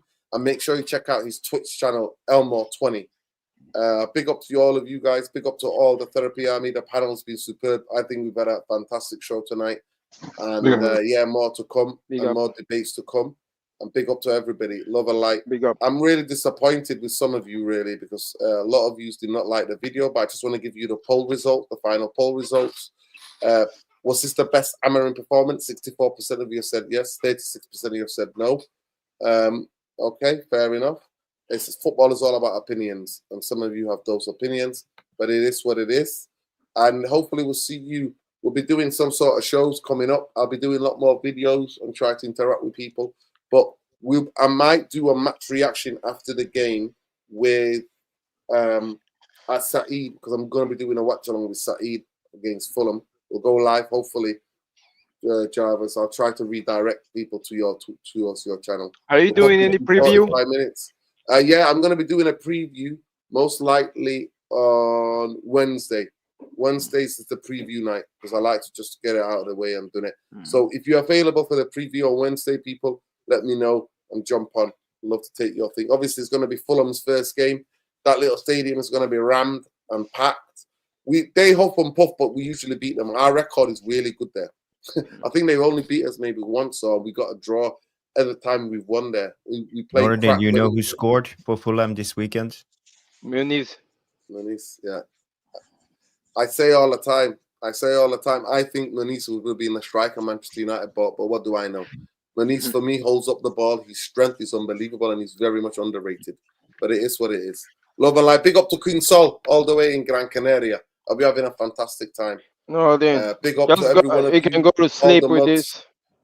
The best midfielders are not the one that go everywhere on the pitch. They're the one that take the ball from everywhere and redirect it. That's why they refer to as pacemakers or heart of the team. Your heart doesn't accelerate when you start running before your heart accelerates. It's not the other way around. Are you describing Bruno Fernandes though? Yes, sir. In my own way. Yeah, nice one, Luani. Appreciate you. Big up, guys. Love and light. Thank you. Take care. Good night. Take care. Good night.